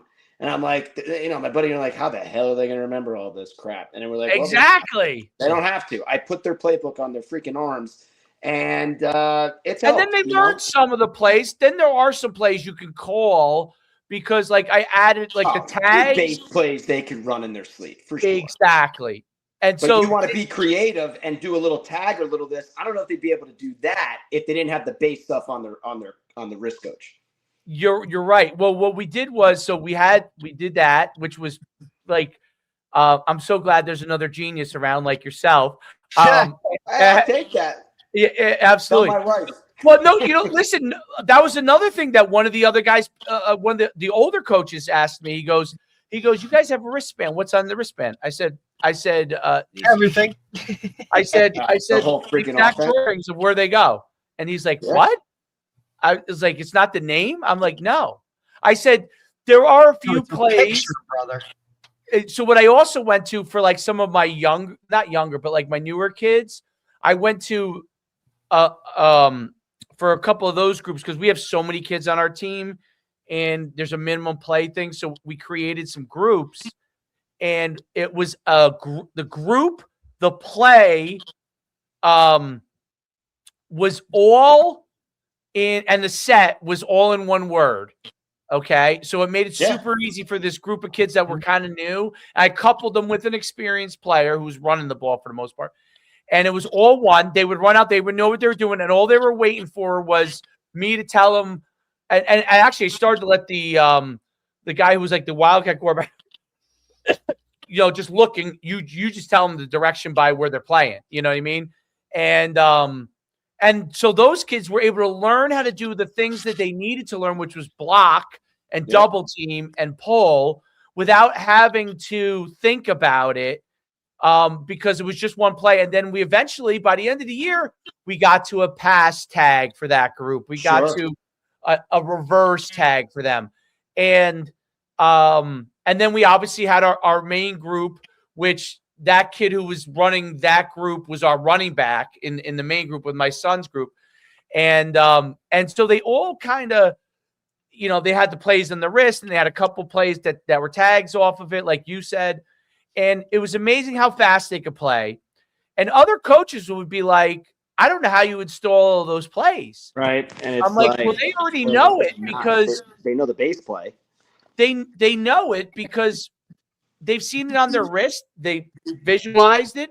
They've run it. We don't even practice it that much. So it's funny you say that because, like, first of all, now you have your playbooks on your wrist and they have it all the time. Right? It's with them. The playbook is on their wrist. And you know what, guys? Let's be honest.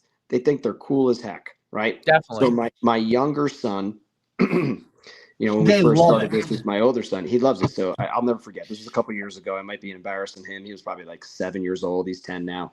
He had his own wristband and he drew up his own plays. He's like, hey, Dad, let's go out. You know what I mean? It's like, dude, it's cute as hell. It's because they love football. They want to be a part of it. And for the most part, and Derek, you could probably test for this too. Like the linemen, power is power. Buck sweep is buck sweep. The amount of variations, formations, and motions, and who's getting it. The skill guys have always had to learn a little bit more when it comes to that. The linemen have enough difficult job, as it is to physically move a 3 technique, right? And to know what proper step and the type of block is. Yes, it's gap down backer, but am I getting my head in front because he's a penetrator? Am I using my near shoulder? How am I doing it? Am I double teaming if I'm making that call? Because listen, they got to make calls at the line of scrimmage based on the fronts they see too. But communication, they got to have their own verbiage and their own talk, right? Like it's totally different. It's their own language, and same thing with the backs. And it's funny because you guys know the great Jerry Gallagher. Yes. The best. So he is, as we know who Coach Gallagher is in this state, he's a godfather, one of the godfathers in New Jersey. So when Frank Glazier clinics would come around in New Jersey, they'd call him and say, hey, I need a youth guy. Who do you got? So Coach Gallagher recommended me like 5 years ago, right? Because he knew I was doing youth with my kid. You've been doing it since, buddy. That Sunday morning slate of your shit. I've been doing it since. And it's funny because I'm going up to Connecticut at the end of February. It's a good one, right? It's a good one. That's a nice hotel. Yeah, and I'm speaking on. I got 3 sessions. One of them's defense, how to win on defense, and all the stuff we're talking about. That's in my presentation. But the first one is gun, buck, sweep, and counter, and I'm going to go over. Hey, like when they're in the huddle, they're calling whatever play. It's buck to the right, buck to the left. But I had on my play call sheet probably about 10 different tags on one play. The linemen don't give a shit. They think it's 21 buck, it's 29 buck. They don't care what the hell the formation is or who's getting it, and it's all the variations off of it. And it gave teams fits, man. And you find what a team's weakness is, and then you attack based on a formation. I'm a big hey, first drive, let's throw a bunch of different formations. I'll run the same play, but different formations to see how you line up. And then you gather that data, and then you try to attack from there. But it's like all this stuff we talk about. Sometimes you overthink it, you overcoach it. Be simple. We run 5 plays, but when you watch us, people would say like, man, they run like 100 plays. Like, no, man, we got 5 plays, dude. That's exactly right. We have 5 plays. I think it's funny too, right? Because and look, when it comes to offenses and verbiage and this and all that other kind of stuff, like I grew up in a run and shoot offense. Butler boy. Like, dude, we were 4 wide, wristbands wide open before it was, and people used to be like, "Oh man, it's this, it's that, it's whatever." And it's like, look, like I never had a season where we didn't have a 1,000-yard rusher. That was number one, right? Like nobody understood that. All right, it's a wide open offense. Their splits are 3 feet wide, but we still ran the shit out of the ball. Whether it was, did you play for Matt Sakis? Matt Sakis was not there when I was there. He was actually at Jefferson when I was there. Okay, so you and I. But like him and I are in the same, obviously, like the same world, right? Like he came the year after that. It's the same worlds. But we always people used to be like, man, you guys do so much. No, we didn't. We ran like 20 plays total, maybe. And we just did it out of a million different formations. And we would move guys, and guys would be in awe. But it was so simple. And it didn't. This is where getting into coaching really started to I had to change or just tweak certain things because it didn't matter what a defense did. We were still going to do whatever we wanted to. Sure. You dictated the flow of the game, no matter what. 100%. And when I got into coaching, I was almost like, well, what do you mean we got to practice against all this shit? Like, we just do what we do. I don't care what they do. It's all the same. Yes. And the simplicity of that really was just I was always in awe of we're doing this, we're doing that. We got to do this in practice. We got to get all this. We got to make sure it's this, look at that. What are we talking about? That's training camp. And that's all summer for high school, right? June, July, and August, get your playbook in. And listen, we had a playbook. Like I was the wing tee guy at a pack-on, and I brought it to Jefferson. And I didn't play in the wing tee, by the way. Like I was a gun spread. You talk about, the run and shoot. I was running that at a pack-on in the early 2000s, right? And we were gun spread 5 wide. I was a little guy running around and chucking, but I came into pack-on. We just didn't have the players for it, and a very good small school offense is to run the wing tee, and we did. Brought it over to Jefferson, but then I saw what was in our youth program, and I'm like, man, we got lacrosse and basketball players. I'm like, we're going spread. Right. Yeah. And I brought in Keith Runney to run our offense. So I stepped down as being the offensive play caller. Peanut. Peanut. So I brought Keith in, right? Him and the offensive line coach had their own thing going. I still had my DC who was there, Bill Stager, who was there forever. He's still there now with Matt Sakis. Matt Sakis came back around. When I stepped down, Jimmy called me. He's like, yo, why are you stepping down? I want to come back. So he's back, right, with Billy. He hired Billy to be the DC. Now of course. Together. Look, I've lived it all. And lived Jimmy it all. but it's wild. And then we had John Whitehead come on in, who's a parochial coach who helped John Whitehead. Yeah. So you know him, right? So he's down in Florida right now. We text each other still regularly. He retired. He's down in Florida coaching down there. But he came in, and we started running the 4-3 my last few years. Indeed, we didn't care who we played defensively. The 4-3 had their adjustments, didn't matter. And it was all based on where the ball was on the field. Hey, if we're right hash, we know what we're doing. If we're left hash. And it's just, and offensively, you practice your playbook. And you got a huge playbook. You're not running all your plays. You're taking parts of your playbook that you're going to use that year based on your personnel. And as the head coach, that was my job because I was with them in the weight room all year. I would tell the OCDC based on what's coming at. We had our off-season meetings. And the biggest thing we always did was we evaluated our talent better than we had a thing called the big board, right? And we ranked our players 1 through, let's say, at 50 kids in the program, 1 through 50. We ranked them, and we had an athletic index. We were taking their weight room numbers, their on the field test numbers 40 times, things like that. And obviously, we took into value what they do on the field itself, and we would rank them, and then that number would carry over in the depth chart. So if we're sitting there like, yo, why is our 7th best player a backup guard? Like, no, man, that kid's got to get on the field, or maybe a backup running back. Man, that kid's. Put him at guard. Let's see if you like that. Get your best 11 on the field.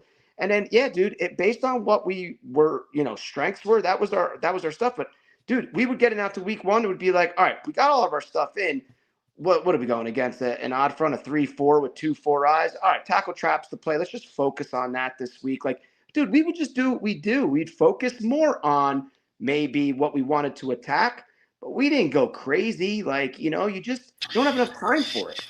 Correct. And that's really kind of how the whole, that's really what it was for us. It was just, look, like, we're just going to run it better. We're going to know it better. And we're just going to have a confidence in us that, like, we're just going to get it done.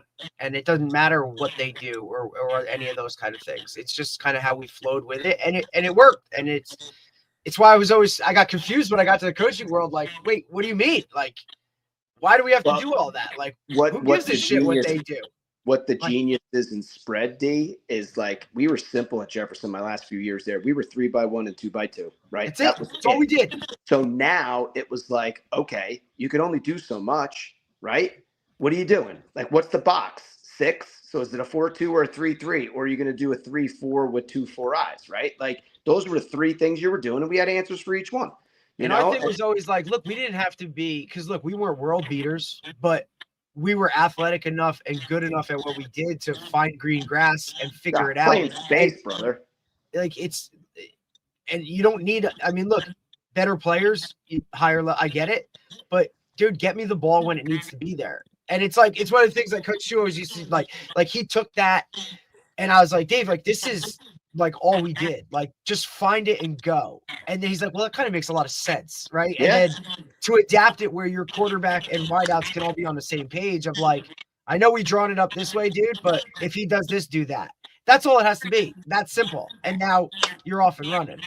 So and simple, funny. Stupid, right? Keep it simple. Simple. And you got to have a quarterback, right? You got to have a guy that like can make. Listen, we statistically looked at numbers, and we had like, for a quarterback, you've got to be able to throw the ball vertically 45 yards downfield accurately and effectively, right? If you could do 45, they'll respect your vertical game. And over time, I've learned that these are the 3 most important things every offense needs to have. If listen, if you're wing T or under center I formation, maybe it's a little bit different. If you think you can line up and beat the crap out of everyone in the state to win a state championship, so be it. Like, the odds of that happening are very slim to none. I always thought you got to be able to throw it vertical.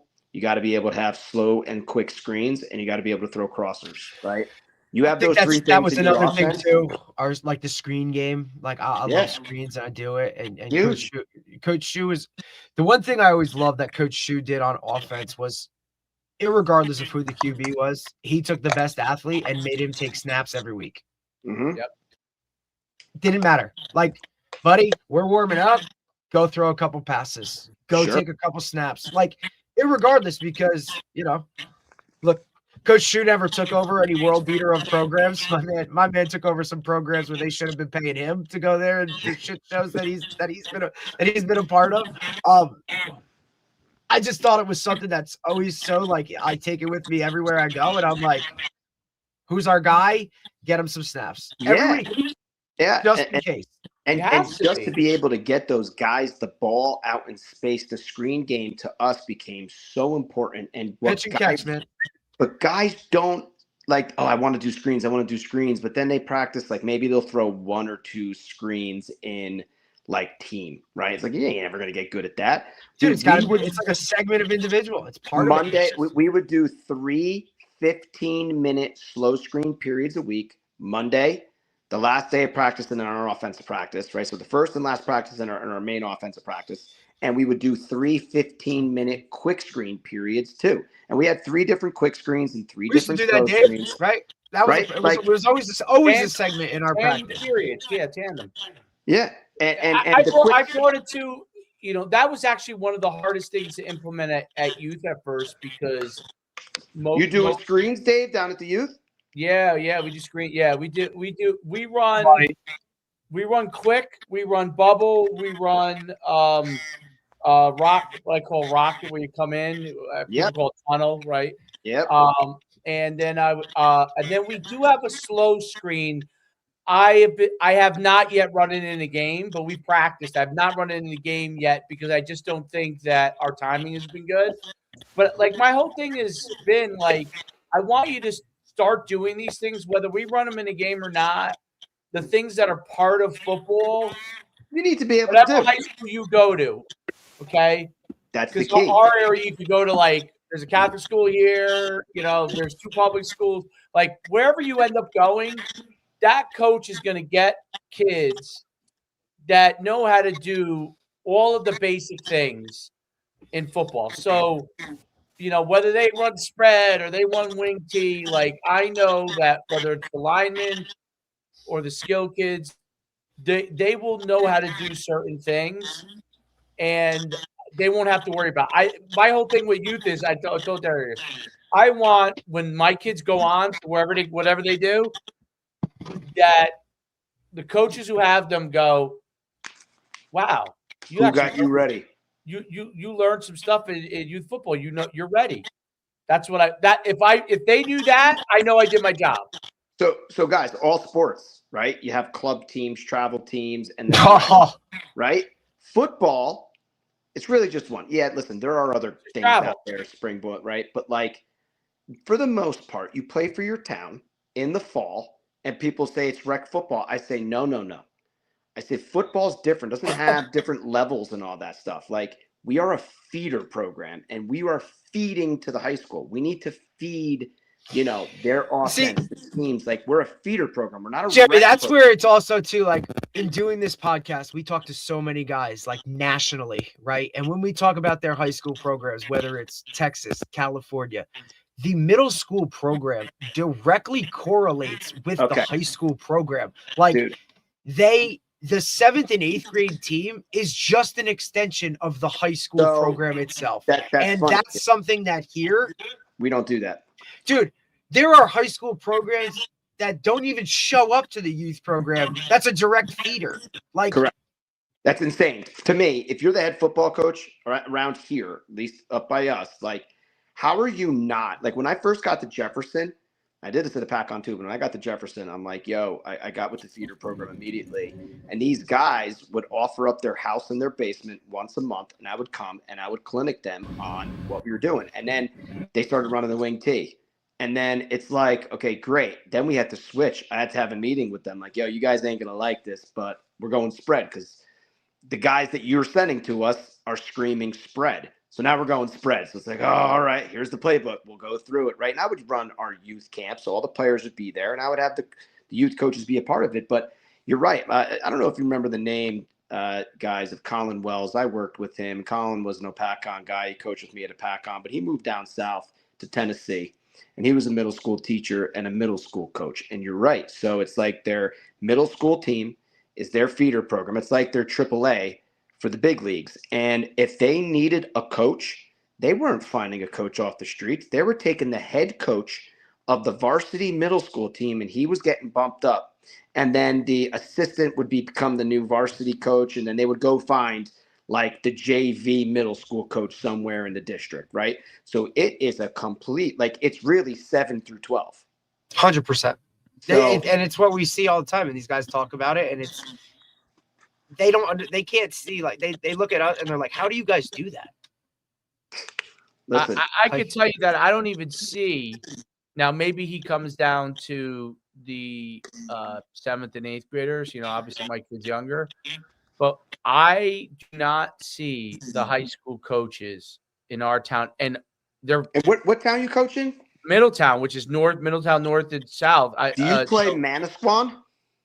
They play Manasquan. So like Mid North was a play power. Manasquan. They were in the state finals, I think, or semifinals. And South is where Antonucci. Now they have a new coach, but Antonucci, where he won all those state champions.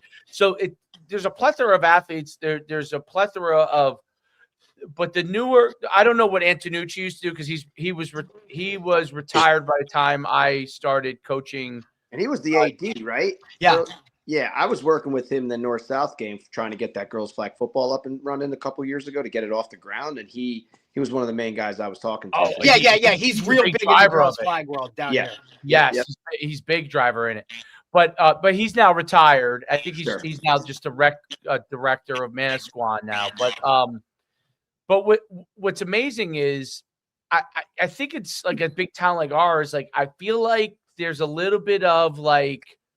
They know they're getting a lot of good players, and they don't feel the It's different than a small school where I would have gone down, Sure.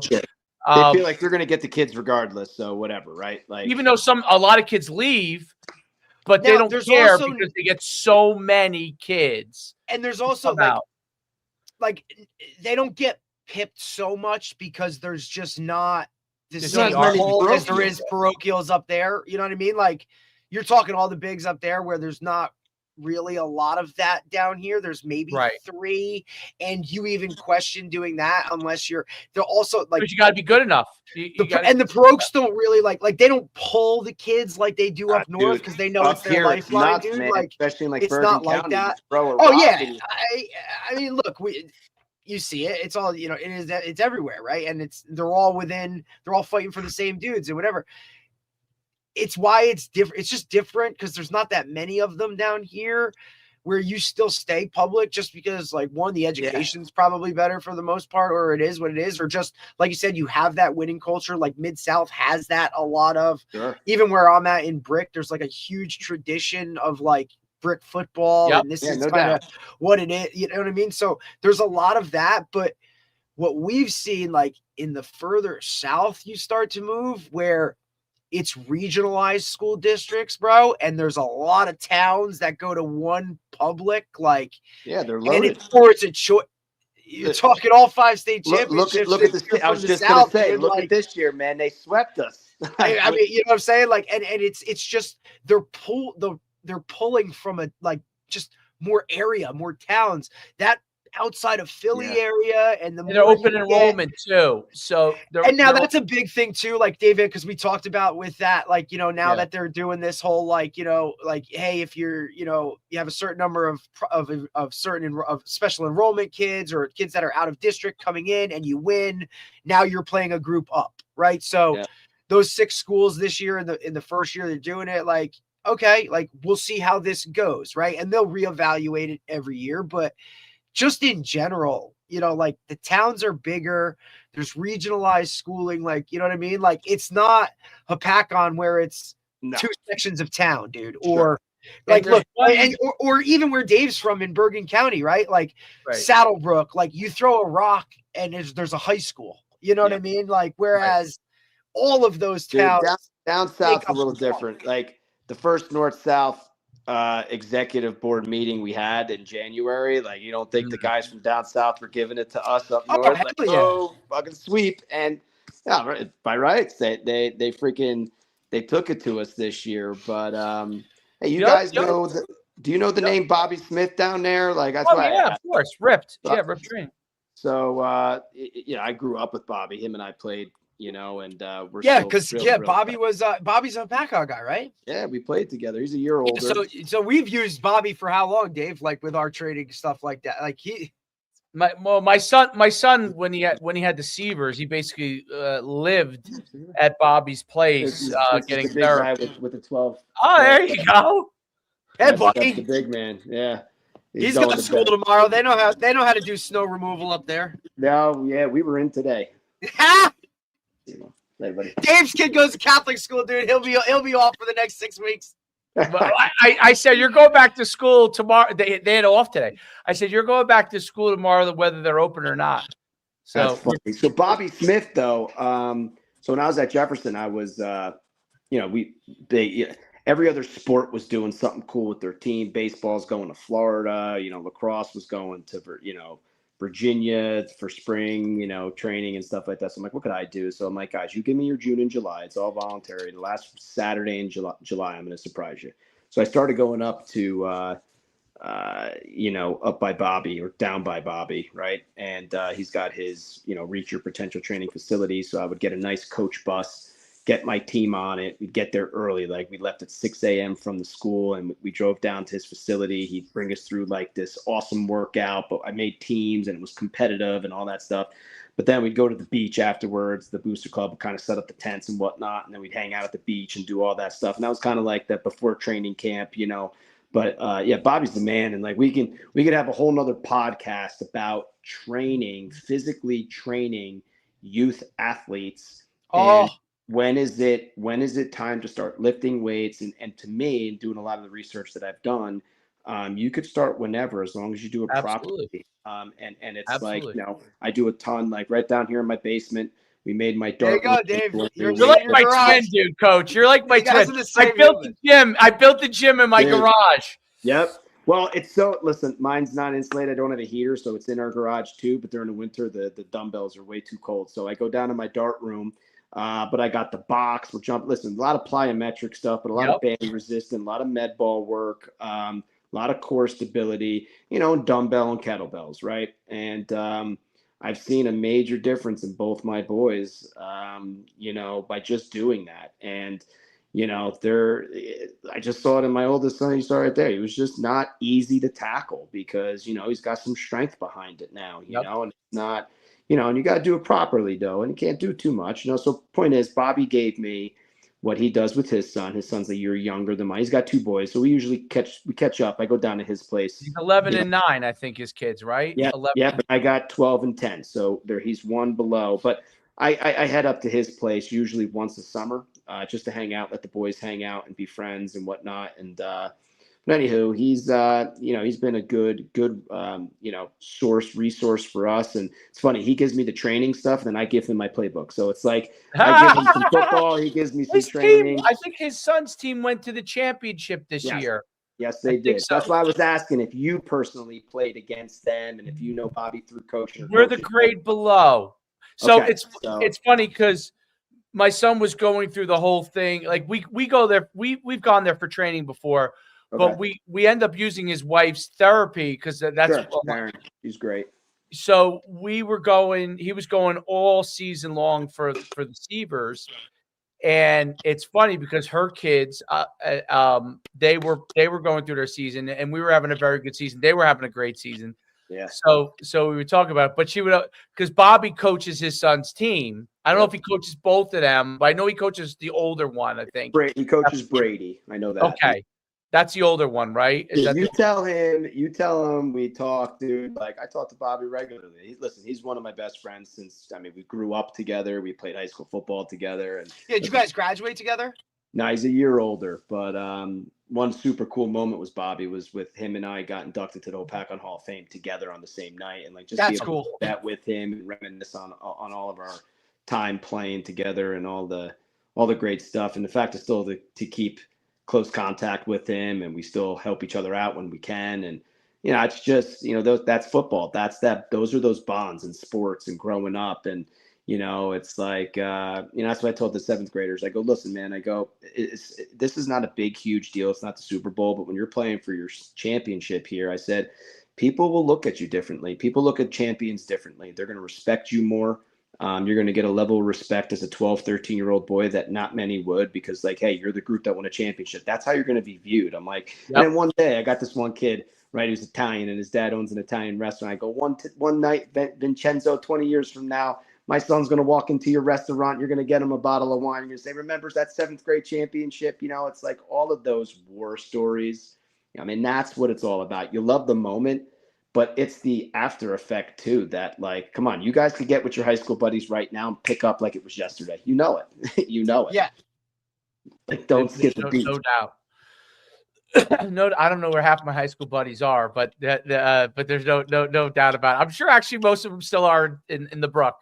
They're probably still, dude. They're probably just moved next door or some shit, dude. A few of my friends live down here now, but which I do see those guys, but I know a lot of my crew hasn't left Butler, but that's because I don't think Butler's left Butler. Butler's still the same place no matter what, and they just continue to do the same shit, win over and over and over again. Dickens, Luciani, all those guys. It's the same human beings. It's Dave was in awe because we've had some of those guys on, and he's like, dude, I think the entire town just watched that episode. And I said, well, these guys are the town. That's still the number, other than the Harvard, and we had the Harvard and Princeton guys on when we had those 2 back-to-back. The episode with Mark Coach Mickens is still the number 3 most watched episode, and so we've had a lot of we've had some names, quote unquote, right? I could have done a better job of promoting this. I really didn't. I didn't know what this was going to be about when I got on, which great. I've had a blast with you guys, but if I'm lucky enough to get back on another time, I'll definitely do my part and get it out. No, dude, it's not really like that. Like if we really just kind of roll it out, and then it is what it is. Like the live versions get whatever, but Dave, you'll be the first to tell you, like these like replay and Sure. like so you get a viewership at live, and then the shorts and the reels and the small things that we clip it up and go. It's like a hot take or like whatever it is. Like I think that's what makes us different too. Is like we do the long form stuff where we just come out and shoot the shit basically for what it is, but like people aren't watching all hour. You know what I mean? So it's when we clip it up and do it up. It's cool. But yeah, man, it's awesome. It is what it is. A lot of this stuff, a lot of the guys we talk to from, there's just so many topics that we could cover. But I just, you and Coach Stewart are in such similar situations when it comes to like everything about how both of you have gone about the whole thing, like wanting to be more involved in your kids, like, day-to-days and all that kind of off the field stuff. Like, and look, I'm sure people like, just like Coach Stu, like come knocking on your door, like, buddy, when are you coming back? When are we going? I got this job for you, that, like, like, hey man, like I'm good where I'm at right now. That's right. That, a lot of opportunities have come along the way. And respectfully you decline. And Coach, I don't know about you, but like, I miss it. I do. And I think I openly admitted that to my wife, not this past season, but the season before maybe. And it was just like, not to say I was getting bored with youth football because that's my son and I'll never get bored of it. I think the best moments are driving to and from practice. I drive both to and from. Yeah. And those were the best times, but like you miss being around a coaching staff that has that level of knowledge and game planning and that Friday night juice and the excitement of winning big games. And, you just the challenge and all that stuff. I don't miss the politics. I don't miss the parents. I don't miss administration when it comes to that. Not to say, listen, I was fortunate at Jefferson. Administration was awesome. Like there was never an issue with that ever. Right. There's the other responsibilities that come with it. Why I like youth football, because to go back to what do you say about the parents? I'm like, they don't volunteer. I get to finally say to people what I've been wanting to say. Forever, but I couldn't. And it's like, to not to be a jerk or disrespectful, just leave me alone, man. Let me go coach these kids and let's win some games, and you'll be surprised how much they can do. Right, like I'm doing you a favor. Yeah. Well, yeah, no doubt. Well, that is always light on my step. That is always like, if anybody ever complains and they like my and you've probably coached your kids in other sports too. My favorite always is the person that complains and they never coach they never volunteer to coach any. They never help. They never, or maybe they never played too. We go about that all the time, dude. And we're like, look, this dude, like we beat guy's ass on JV for, you know what I mean? Like this dude was a JV player, if he even got a uniform. Like we go back and forth with that kind of stuff too. But it is what it is. But I really do think like you're right about like when I always say like, when my son gives me a hard time about something, I give him the threat. I'm going back to high school. I just can't take it anymore. I'm going back to high school. And he goes, no. Yeah, I always go with the, I'll just go on the other side of the fence and I'll let, X, Y, and Z coach you up. And they're like, no. And it's like, and yeah, they tighten up real quick. In a perfect world, man, I would just love to follow my boys all the way through until they're done, and then then it is what it is afterwards. But I miss it. I do. I want to get back out there, but it's impossible to do both. And you got this golden window. I didn't have kids to not be around, right? It's like, so whether they like it or not, on how hard I can be on them at times, or any dad, yourself included, Coach, that they may hate you sometimes, but I'm hoping that they reflect, look back at it, and they appreciate it, because I sure as hell do. And, we're not perfect. Anytime I go to bed like, man, I was way too hard on him tonight, and I'm going to make it up tomorrow and just be more chippy. And then I wake up and he does something to piss me off and I'm back at yelling at him again. It's just like, That's one of the things that I had to come to the realization is like, I feel like that sometimes too. I'm like, I'm just going to be the nice guy tomorrow. And then I'm like, do you purposely try to antagonize me each day? Is your oldest 10? Is your oldest? Oh yeah, he's 10. But I only have one. So Okay. he also gets a little bit of because he gets all the attention. Sure. So he has a little bit of the like, if he doesn't like what's going on, like who else? There's no one else. He's gonna voice it to you. So dude, who's gonna stop me? I tell you what, I wasn't ready for because that's it, but I wasn't ready for the puberty aspect and the hormones, and they got a lot going on. Like I know we all were there. I mean, come on, guys, we remember what it was like, and I look back at man, what are some of the things I did or say to my parents or my mother? Oh gosh, like geez, what a jerk! I think about how much I was as a kid, and it's hard to see them go through. And the toughest thing is, you're their coach and you're their dad, and it's like. It's tough to separate. You have to because there is no choice. But to try and navigate through that, like, you just had a baby, right? And at some point, it's like, my other buddy just had a baby too, his first, and had a baby girl, right? And I'm just like, man, in like 16 years, she's gonna tell your wife, like, I hate you, and slam the door, and it's like, I gotta go be Mr. Police right now, and it's. It's shit. I'm already navigating those waters already because she don't give it. She's 2.5, dude, and it's already like, Daddy, Mommy said this. I'm like, And if you have the key to the whole thing, and I didn't say this at all, but the key to this whole thing from NFL down to youth is your spouse, and I hope you guys have great ones.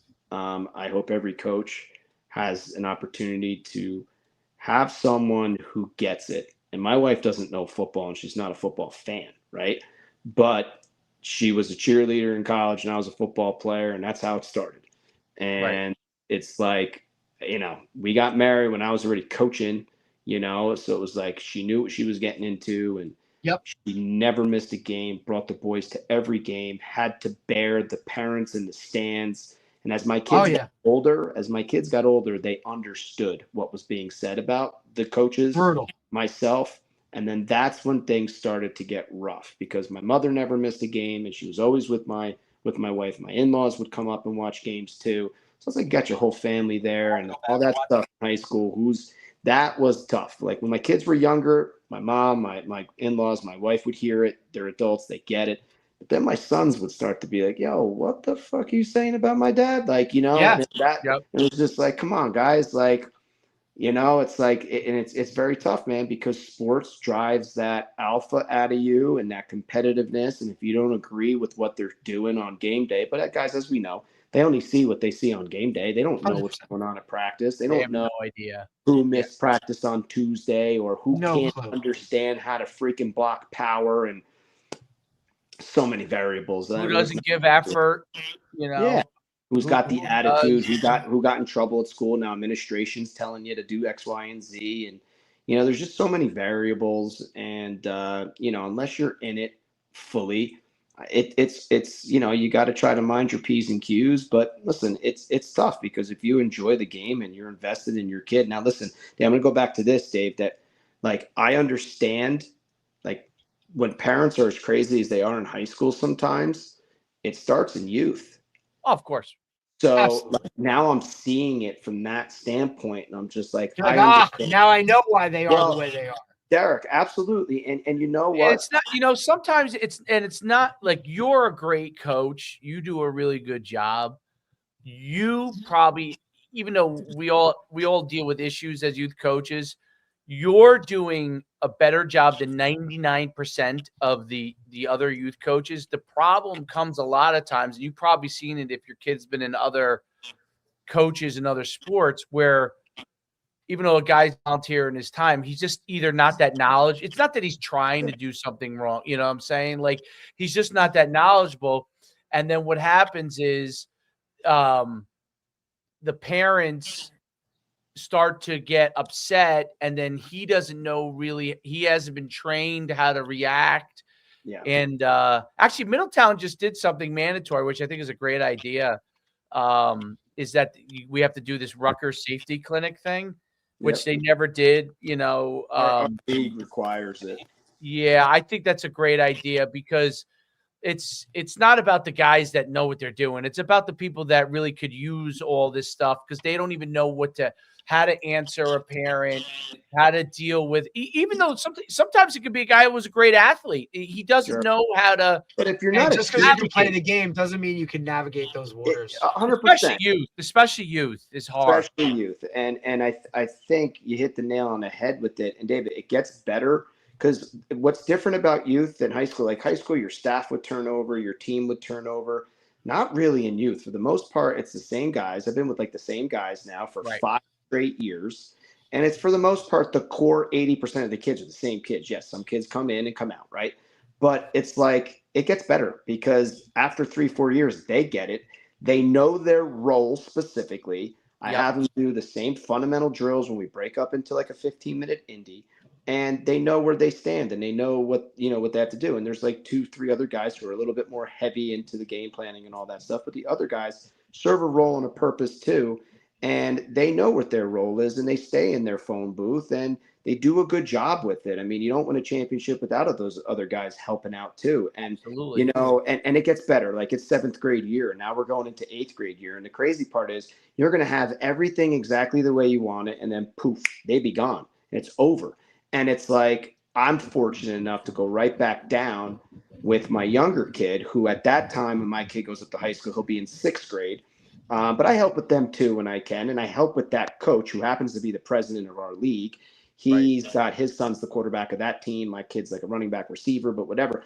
And we're constantly talking game plan. Like I'm helping them out. And then there's still coaches on the field. So on game day, I go on the field and I coach that team too. It's just so wild to see 2 sets of teams with different kids and different sets of parents. And I'm fortunate because both my kids have great numbers for a small town. Like most average team, like a town like Newton, you got like, I don't know, 14 to 17 kids on the team. Like both my boys' team have 25 plus. So they got the numbers and they got talent on those teams. So both the teams win. So it's obviously a lot more funner to win than to lose. So very fortunate. A lot of this stuff, guys, is luck, right? It's like we move to a town, you have a kid, and how many kids are born at the same time as your kid and go to school together and decide to play sports together, and it's like you got to be lucky in that regard. Your kid could be a stud, but if you're with only 12 or 13 other players who aren't, that's a tough, Absolutely. It's a tough go. So you could do so much, but you have to have the talent, period, right? You can develop all you want, but you got to have some talent. No, there is some luck to that. There's no doubt that you happen to be in a class that you have a lot of kids, which is really a great thing. I mean, it's like I said, I'm in the same situation where I happen to be lucky that there's a lot of really good athletes around. So it makes it more fun because you get to coach a lot of good athletes and there's a lot of good kids. Yeah, I got a question for you. I wonder if we didn't have that talent, how quickly would you go right back to high school? Probably pretty quickly. Like, I don't care what you say. Like, if you're a high school coach, you come down and coach youth, right? And you listen to the Greg Olson podcast and stuff. Like, you got some ego, you got some pride. Like, I can't be this high school coach who comes down and my team sucks. Like, let's be honest, right? Like, you got a little bit of an ego and integrity to carry, like, you know what I mean? And if you want to stay relevant world, you're like, well, where have you been the past 5 years? Oh, I've been coaching youth football. Like, well, how did that go? Right. You got to be able to say something positive. So yeah, you do take pride in it, Rand, and you do want to win, but mainly when you're coaching your kid, you want that experience for him. Like, there's only one person a man wants better than themselves, and that's their son or sons in this matter, if you have multiple. And I just want them to have the same experience that I had, if not better.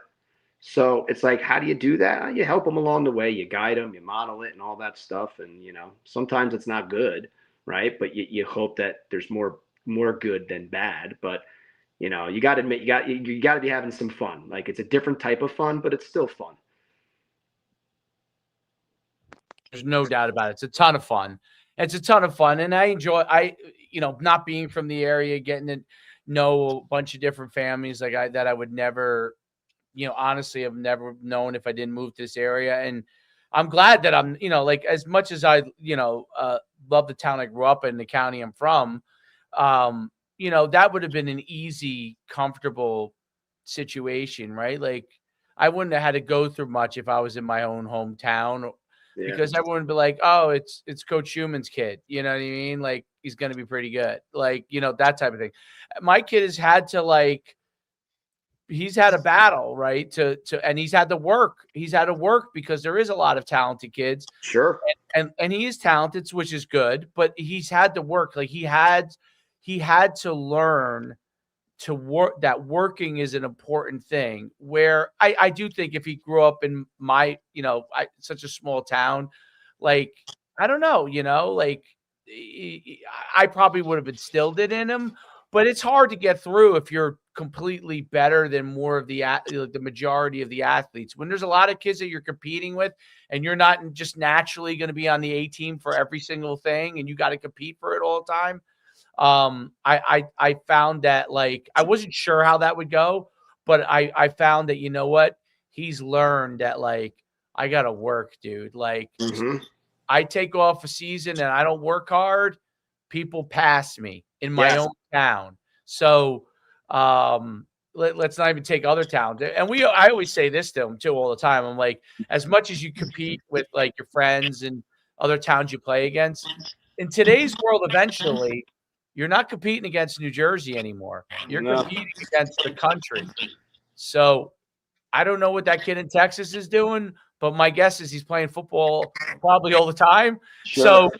So you're competing, and that's at all levels, not just Division I, Division II, and Division III. And take that same mindset in life. You're globally going to compete for jobs, like depending on what you do, right? And it's that mindset. And it's funny because the best 10-year-old, I tell you, may not be the best 17-year-old by the time they get into high school. And bodies change, and priorities change, and work ethic changes, and you don't know priorities in people's homes and the things that they're saying at the dinner table and what work they have or have not put in. But you're dead right, man. Putting in the time in the off season. And I don't know about you guys, but this stuff wasn't available when I grew up, at least where I grew up in the Pac-On. Like, I wasn't going to trainers. I wasn't doing this. What we did after school when our parents worked was I got on my bike and we got to the nearest freaking field and we just played. We played all the sports. And that's how we developed our skill, was by playing. I learned how to throw football by playing tackle football with my buddies and like learning how to throw into tight windows and throwing contested balls. And I heard you say, Dave, about like doing a 7-on-7. For the first time, I'm doing a 7-on-7 with my son too. And it's like, man, he gets the opportunity because we don't throw a ton in youth football, especially in the wing tee specifically, philosophically, right? So it's like, man, now it's all throwing. Now you're it's not real football, but you're learning how to time it and throw contested balls. Like, you're covered, but if I put it in a certain spot or I throw it up there and let my player go make a play on it, all those things. It's got to put in the time now. Now it's more structure. I don't know, maybe the way things are in this world, that I don't know if I just trust my kid to get on his bike and go and possibly get hit by a car, or just trust being at a field and what the hell could happen nowadays. And maybe it was always a crazy world, but we didn't have social media to know about it, so we were a little bit ignorance is bliss type of deal. But now as parents, we know, so we're so protective of it. And I think the problem is our generation as parents is we're too overprotective, and we don't want our kids to, not that I want my kid to fail, but I do invite adversity. And if there's failure in his life, man, we got to figure it out, and we're not going to blame anybody else. I'm a big look at the man in the mirror type of person. And yes, if you wrong my kid and it's obvious and there's proof of it, that's a different story. But most of the time it's somewhere in the middle, right? And your kid has something to do with it. So, but it's funny, man, training nowadays, we're spending an arm and a leg to go. I train quarterbacks and people come work with me, and even as young as third grade and up, all the way to seniors in high school. But, it's like back then, man, I would go outside and play roller hockey. I played freaking home run derby, right? We played tennis. We played football. We just figured it out. Yeah, there's no doubt about it. I think that part has changed. And, it's one of the things that like Derek would do with the high school. One of the nice things about, like, I tell him, like, when you see how, like you talked about it before, how parents are when like Derek's dealing with them in high school now, a lot of it is because we had trainers. They now have trainers when they're in youth, right? And they spent a lot of money. And I always say this to parents all the time. You spent that scholarship money a long time ago. That's gone. Like, don't even worry. Don't even get yourself consumed in whether my kid's going to get a free ride somewhere or not. That happens. Great. You already spent that whole scholarship money and all the travel this and the travel that. And I know I have, and all the different things they do. And it's not about that. You're doing it because you're trying to get your kid to be the best that he can be. And that's what the objective is. And don't think about what he has to go to this level, because you don't know what the world is going to be like because it's changed so much at the college level. So you don't know what the world is going to be like from that standpoint.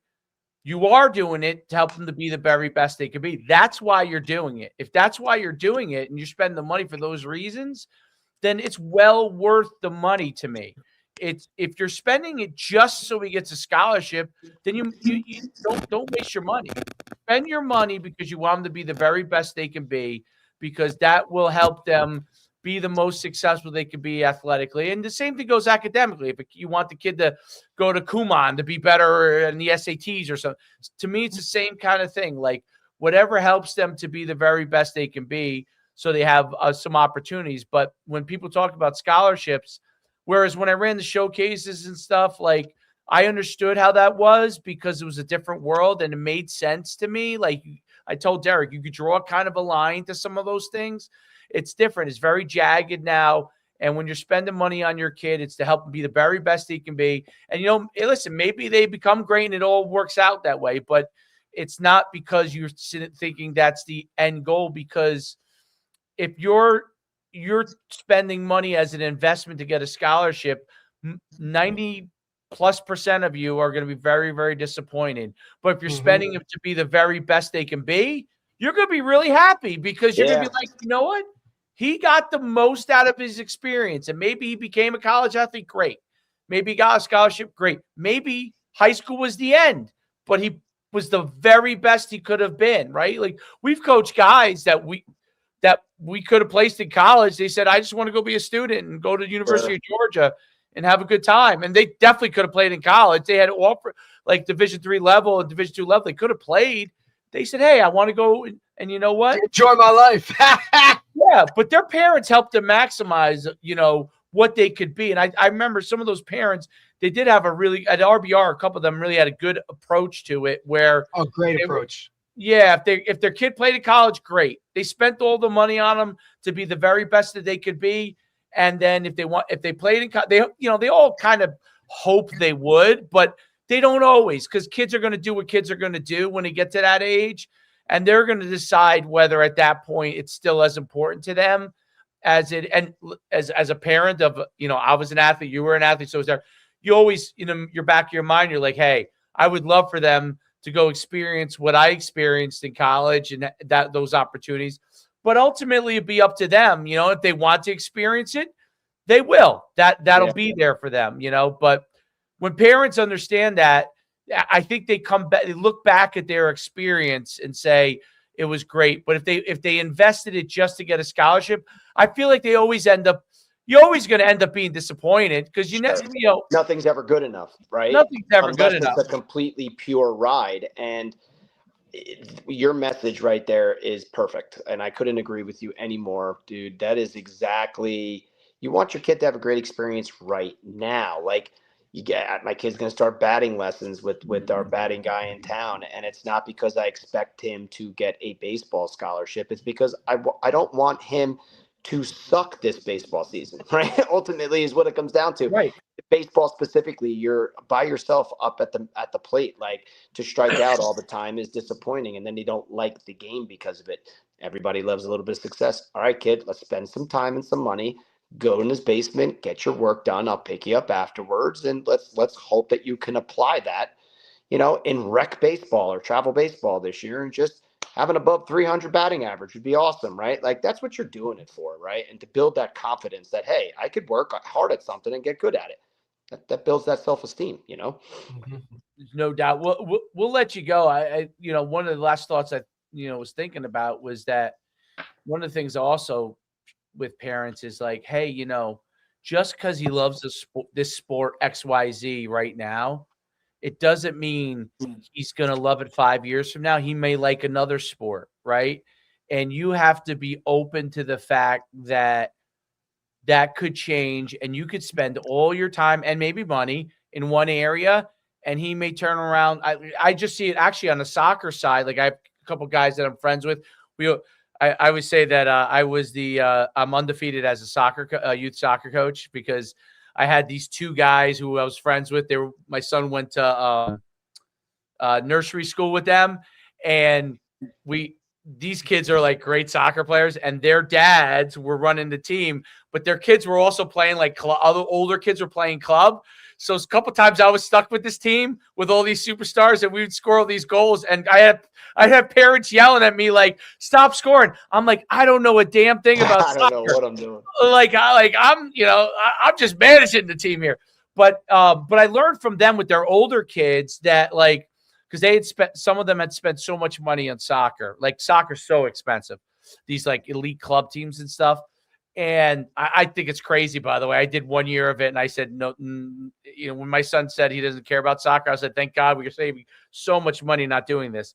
But he told me, like, my kid is played on all these elite soccer teams, and it turns out he goes to CBA, and it turns out he's a better track athlete. And he's running track. He didn't run track till high school.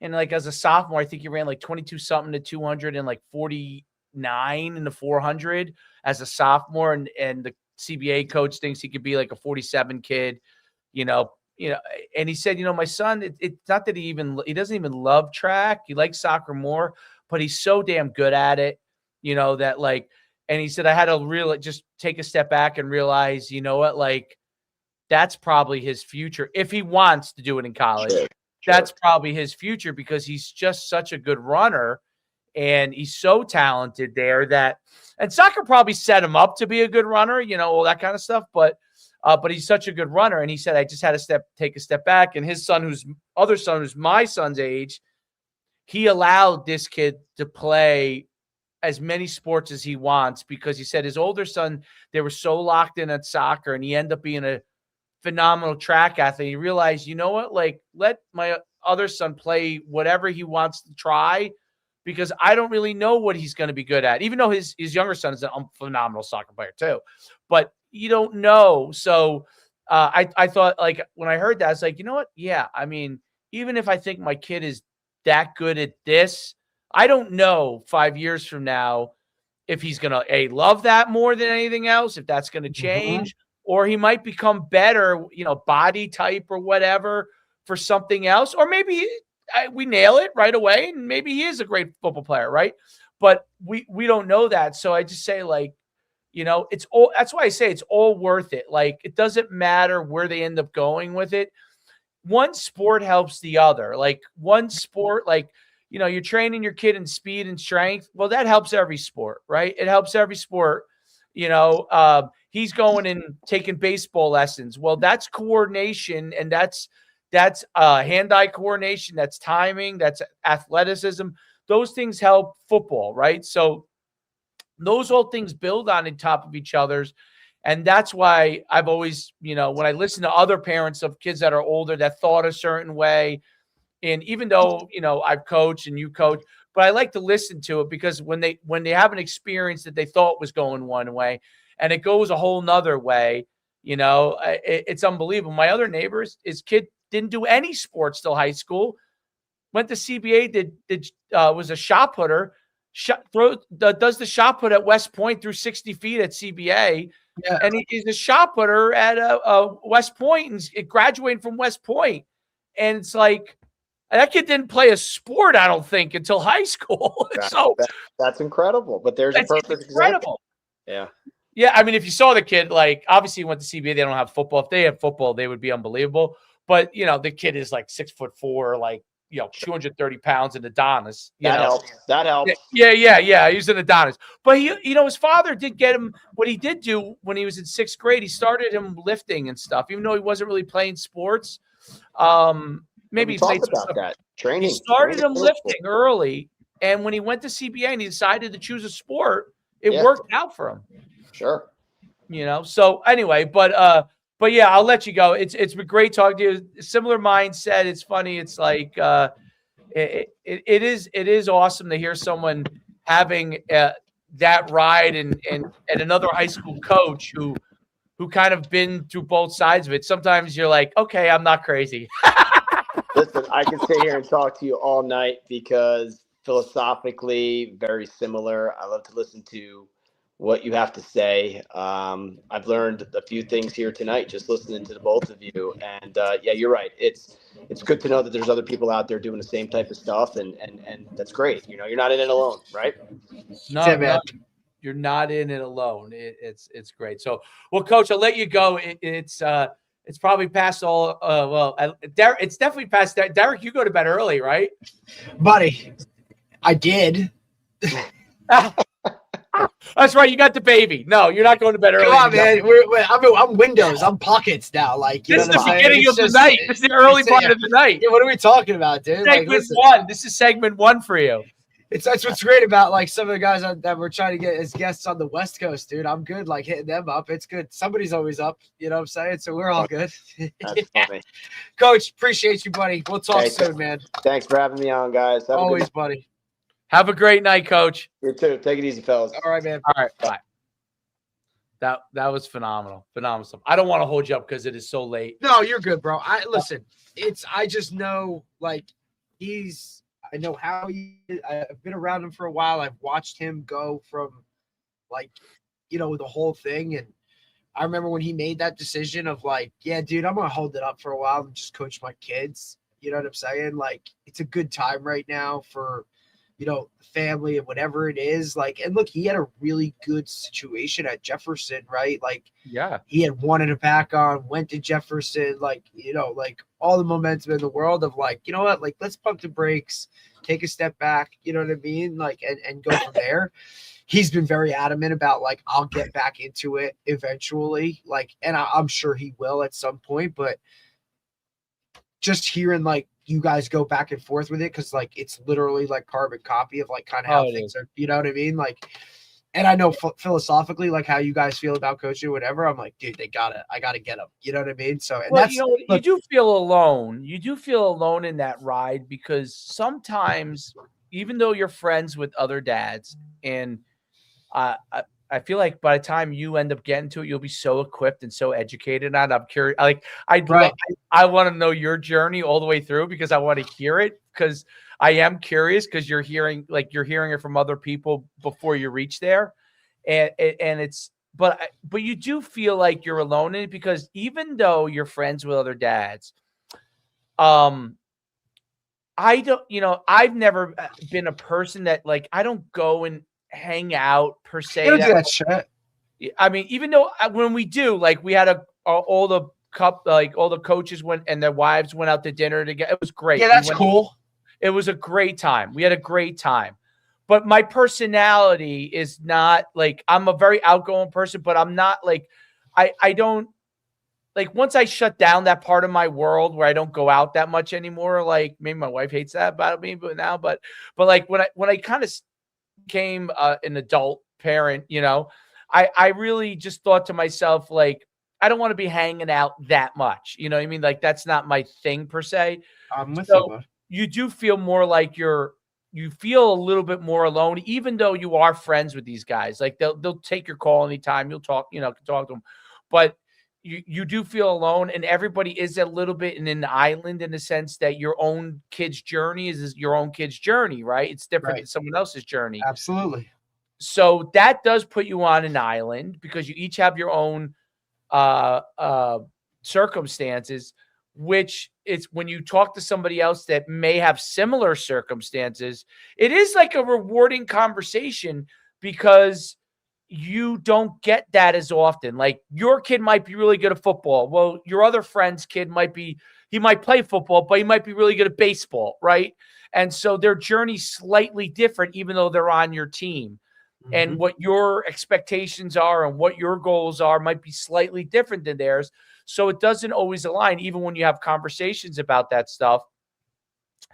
And when I talk to him, like, I'm like, oh my God, like my philosophy is almost exactly the same as his. Like either we're both psychopaths or we're both on the right path. You know, I don't know which one it is, but But you know, obviously our kids will tell us 15 years from now whether we were psychopaths or on the right path. Absolutely. But it's definitely like it's an interesting conversation. And there's plenty of guys that I like. My kid plays. You know, it's sometimes hard because like if your kid's in a kind of what I call like a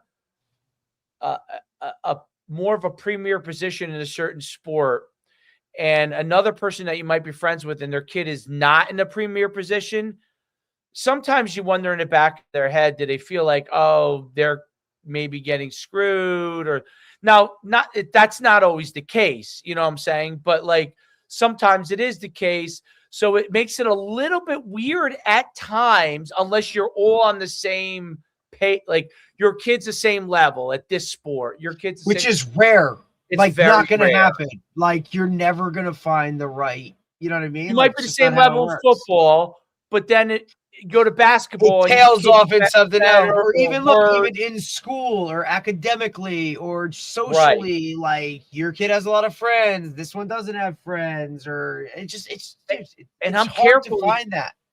And I'm very careful not to like.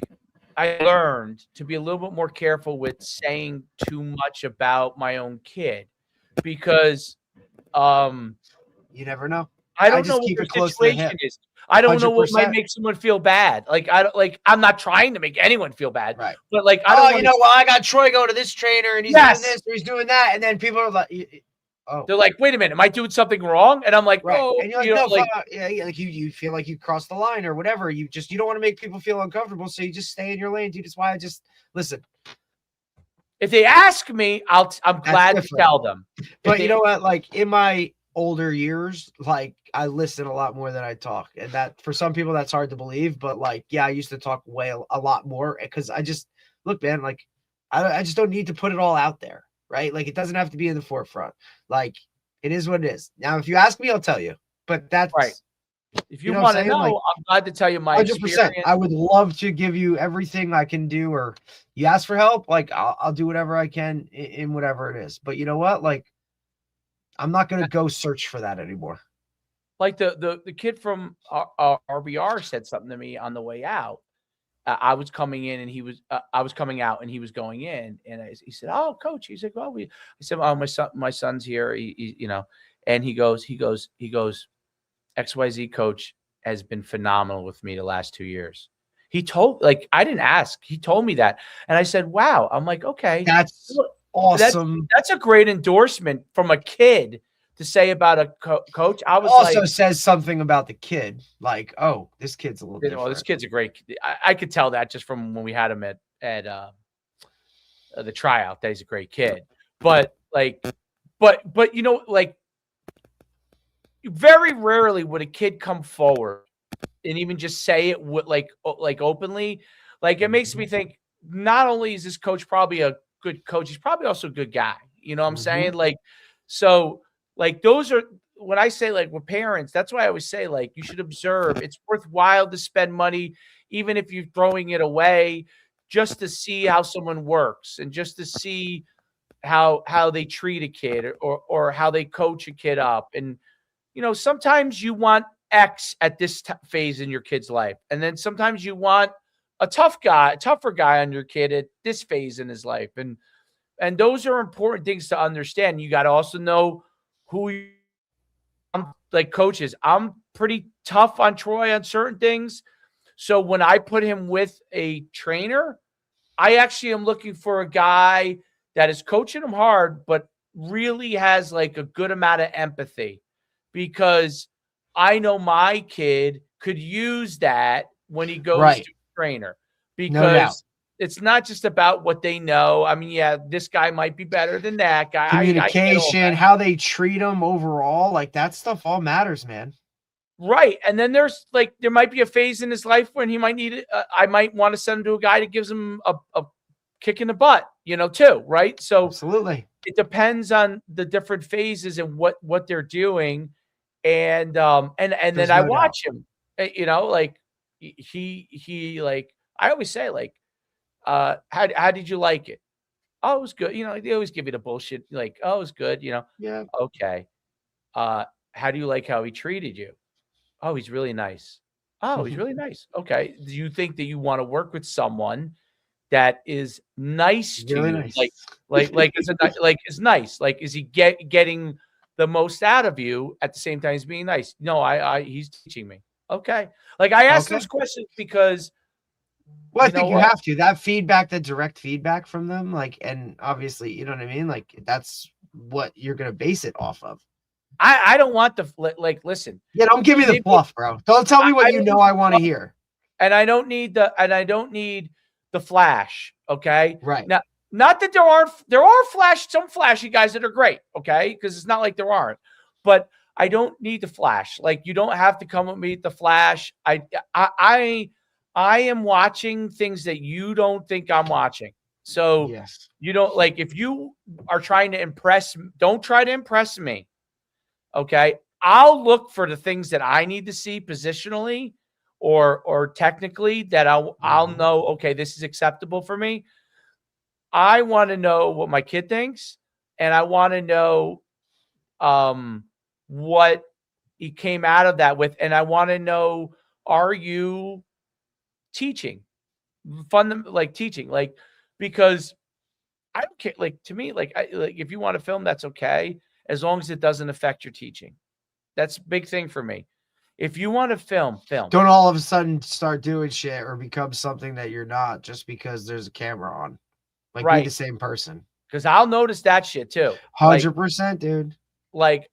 And I feel bad for the parents that either don't know or fall for it. Okay, because the parents get a little duped. They're getting duped into it's not that. Like, you got to get you want to get real work, real training, and then that way you don't have a coach. Like, you want a guy like Coach Colombo to say, hey, this guy went to an outside, because they all go to outside trainers, whether coaches like it or not. They're going to go to outside trainers, and you know what? I actually like that guy's all right. You know what? He didn't try to interfere. You want that sign off. Yeah, like, that guy's all right. Like, I have this impression about trainers, and you know what? That guy's okay. Like, when people talk about us in the 7-on-7 space, no. I don't even know that most coaches, probably real high school coaches, realize that we're even in it.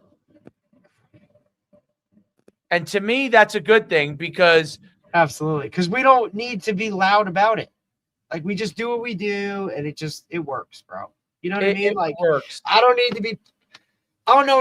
be on the side doing 7-on-7 and holding a Go route camera or a GoPro camera, a GoPro camera of, like, this is who I am. This is my program. This is all this other kind of jive, because I just don't need it. Like, the work speaks for itself in that, like, we just do it the right. I think we do it the right way. I think guys respect us in the manner that we do it, whether it's an opponent or whatever. And you know what I mean? Like, I don't know, man. Even looking back and as a younger guy, like, I don't think I would have done it like that. Like, that's just. Yeah, like, what are they like? Look, I was looking one day at our because I try to track all the times we've won things, and this is why I'm bringing this up. Okay, so we've won. I'm just looking on this. It was a crazy number. We've only been doing this is only the 5th year. We won 1, 2, 3, 4, 5, 6, 7, 8, 9.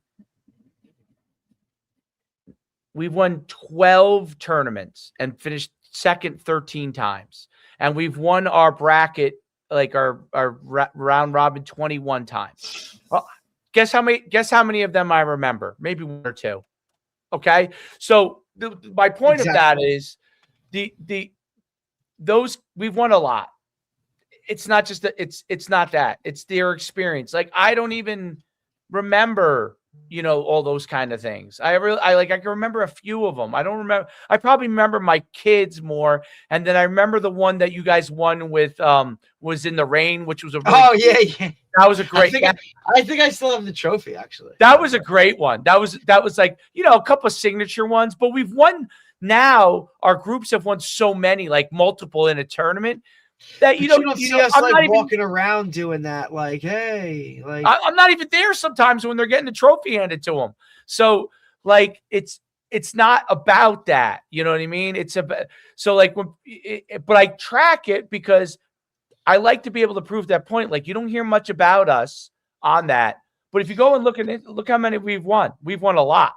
or But even like just like look, I always like just look at how many kids we have playing at the next level. College.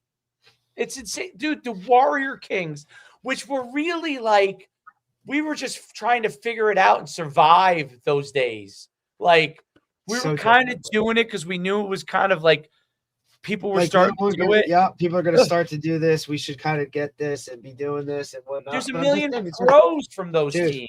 It's like, just crazy. So, and those kids that played in it, every one of them, like if the parent will reach out to me, like when I told you about the one kid, they'll reach out to me and be like, "Do you remember him?" I'm like, "Of course I remember him." You're like, "Of course, I remember everyone." Like, yeah, of course I remember. Just because we're not out here pounding our chest and doing whatever, like, come on, man. Like, if you want me to post, I'm glad to post. If it helps you, I'll do it. But like, I don't really. If it comes across my feed, I'll post it, or you tell me about it, I'll post it.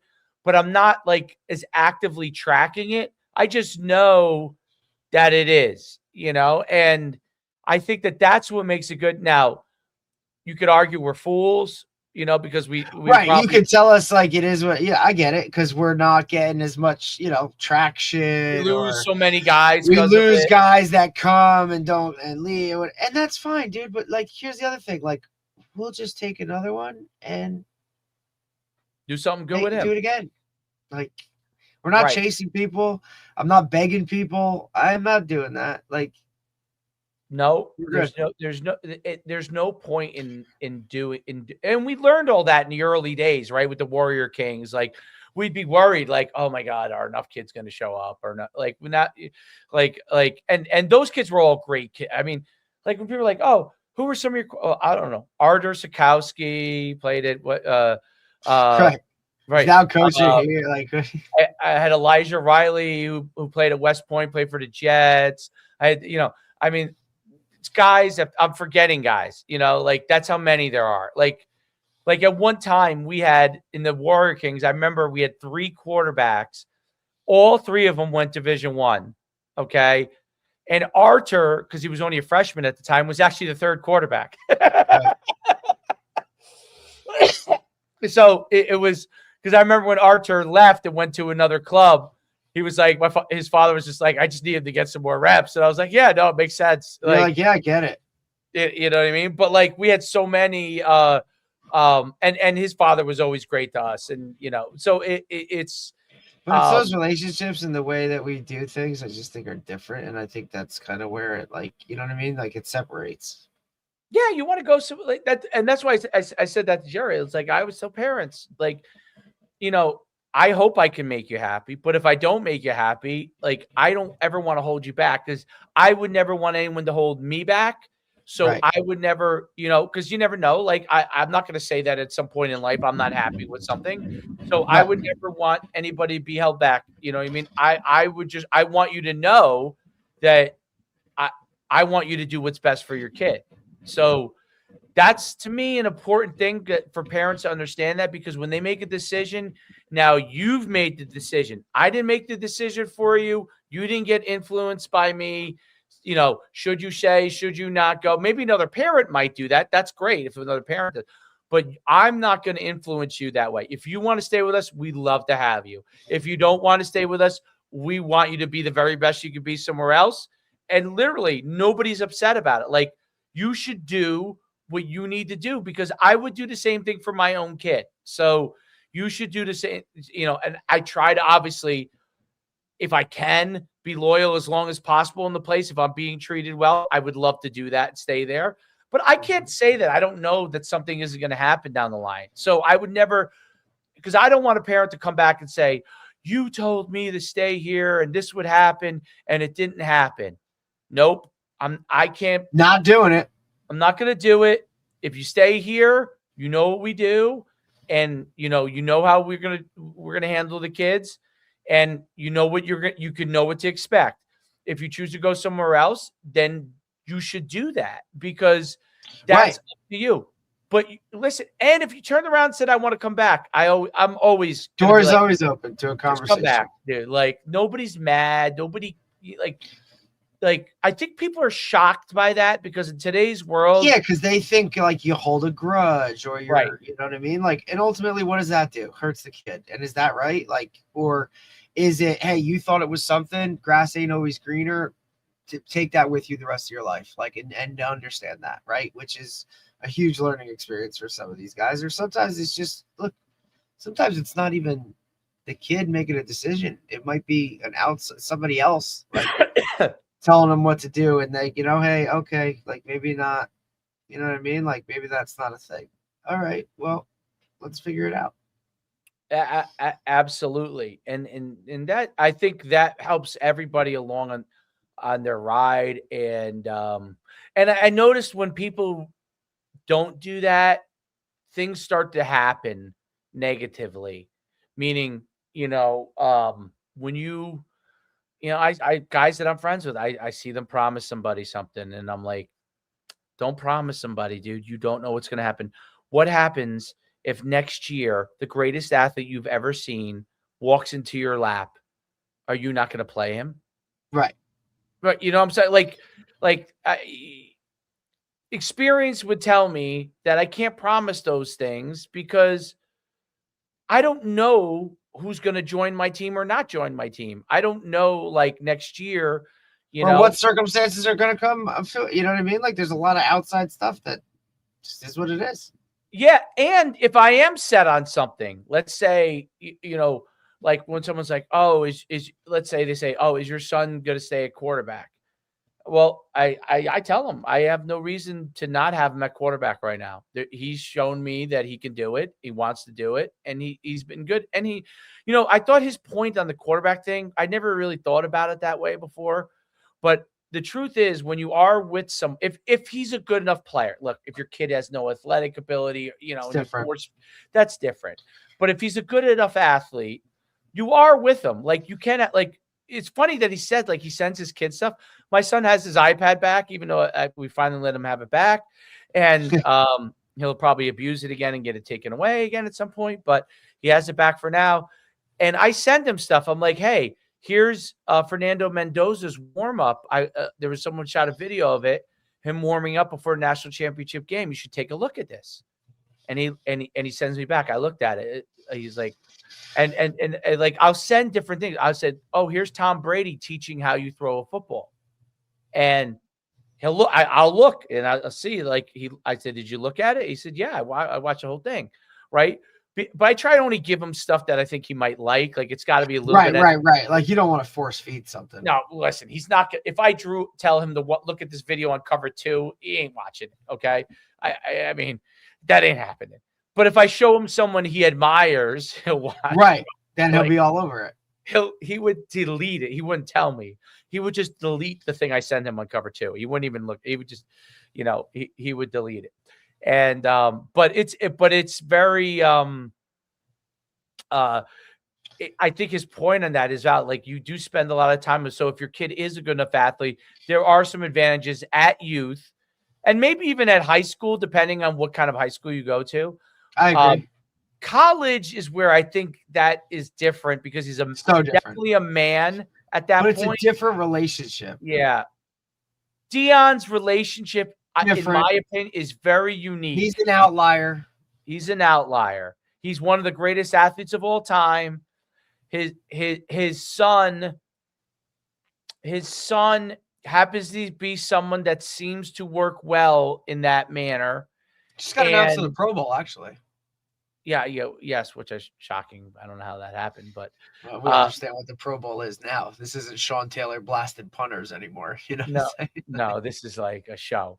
But I do think that he listen, they did win with him at the quarterback, so you can't argue that. He's having a hard time winning without him there. I agree.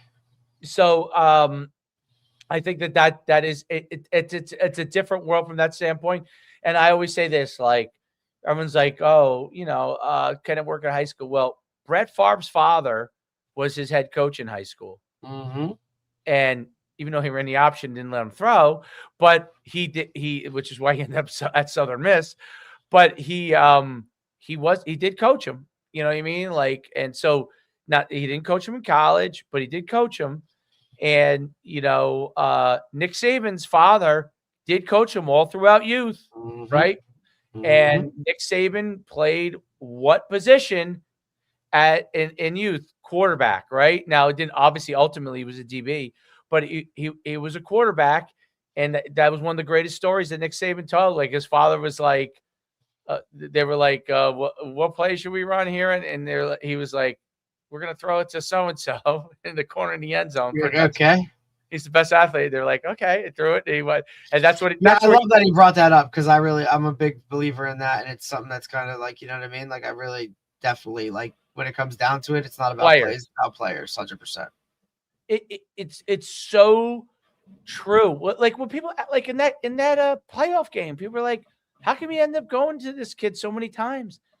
I in my mind there was like 2 or 3 kids I could end up going to a lot, and the one kid was he just seemed on, and I was like, I ran other guys. You got to roll with that, and I rolled with it. And I ended up rolling with a lot, and people were like, "Oh, you rolled with it to a fault." And I said, you know what? You can never roll with a guy playing great to a fault. I hate to say that, for people to hear that. If a guy's on fire and you lose with the guy that's on fire, you did not make a mistake there.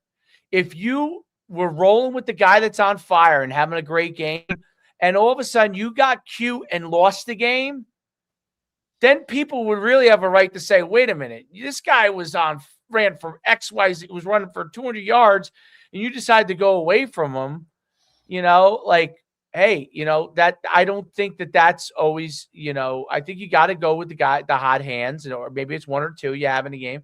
It's the same way we do it when it comes to tournaments, right? Like every quarterback gets reps, everybody does this, but look, come that fourth quarter or come that, when we go playoff time, look, who's ever the hot hand, like you're rocking and we're rolling and it's okay. Right. Like it's kind of just how we do it. And people leave us because that's fine. You know what? And if you don't understand, and if that's your prerogative, all right, cool. Like, sorry, but it is what it is. It is what it is. And in the long run, most people, I think, do understand it. But when they cut that bridge off, and then they go somewhere else and it doesn't work out, now be like, sorry, because you've burned the bridge that like was the only one that really would have like thrown you a life vest. But that's okay too, Dave. Like, because you know what I mean? Like, right. I'm okay with that situation, knowing that what we do and how we do it is the way we do it. You know what I mean? And it's worked, and the people that stick with it and don't. And I'm not trying to badmouth or say it's the wrong way to do it. It's just another way to do it that I'm not really interested in dealing with. You know what I mean? And if you want to do all that and at the end of it, like you want to invest all that money to do all that kind of shit. And look, when we're all still in the same boat and you're still going to the program that or the level that we said you were going to, or we advised you to aim for, and okay. There's your scholarship money. I invested in a trainer.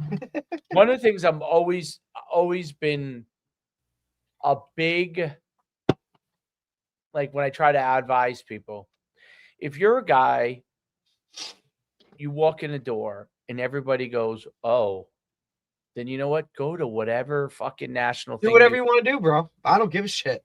Yeah. Just like the whole, like, look, man, if you're that good, talk all the shit you want. Because if you can back it up, go. I don't go. All good, bro. If you're not like you don't walk in the door and you're a wow, and you're going there because you're hoping someone will notice you and you're not a wow, they're not going to notice you.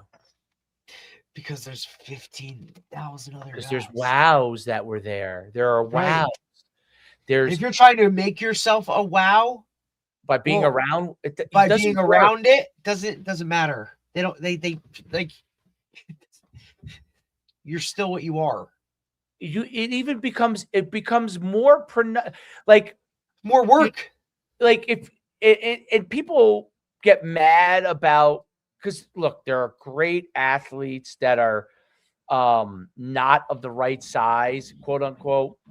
But you have to realize that their road is always a harder road. It is not. They do not get the slam dunk road. Okay, unless you're Tyreek Hill's speed, and Tyreek Hill did not get the slam dunk road. Puka Nacua is still taking shit. Cooper Kupp's still taking shit. Like, yes, if you're, and these guys are proven. You can get there, but it's a different road. You don't. If you're not the exact size and height that everybody wants, and you go and compete against guys that are, let's say you go nationally, that will not put you on the radar, okay? That does not put you on the radar. It just makes them look even better, okay? Even if you catch a pass on them, that kid's a good player, and they move right on with their lives. Like, you have to understand that your road, no matter what, is going to be a longer road, okay? And if you're willing to do that road, like a harder road, and it's just going to be more challenging, and then doesn't mean you won't get to that same spot. And I'm not saying, and I'm not the person here to, like you said, like the other day, I don't want to be a dream crusher, right? Not in that world. I get it, but I care enough about you to have to tell you what I believe will be the truth, or what somebody. I'm not here to like. You know what I mean? Like, again, I don't want to crush your dreams, but I have to, in what I've seen, explain to you in the best way possible what I think it's going to be, or where it's at, or how I've seen it play out in the past. You might be the outlier. You're right. I hope you are. You know what I'm saying? But I care about you enough to have this really hard conversation. And most guys. I mean, listen, you were an outlier. You went to Sacred Heart. You were an outlier relative to the size of your height. Okay, absolutely. You're an outlier. So if anybody would be like, "Hey, you could be an outlier," it would be you, and you understand that, like your road. Like, guess what? This is a lot harder. Road still, right? And that's what I'm saying. Like, if you want to be this outlier, guess what, dude? Like, you're gonna have to do things that you've never done before, and on a consistent basis every single day. You know what I mean? Like in order to just get an opportunity. Right. You can't misstep. Whereas like, that guy over there that played for us, 100%. That's at Marist, who does great.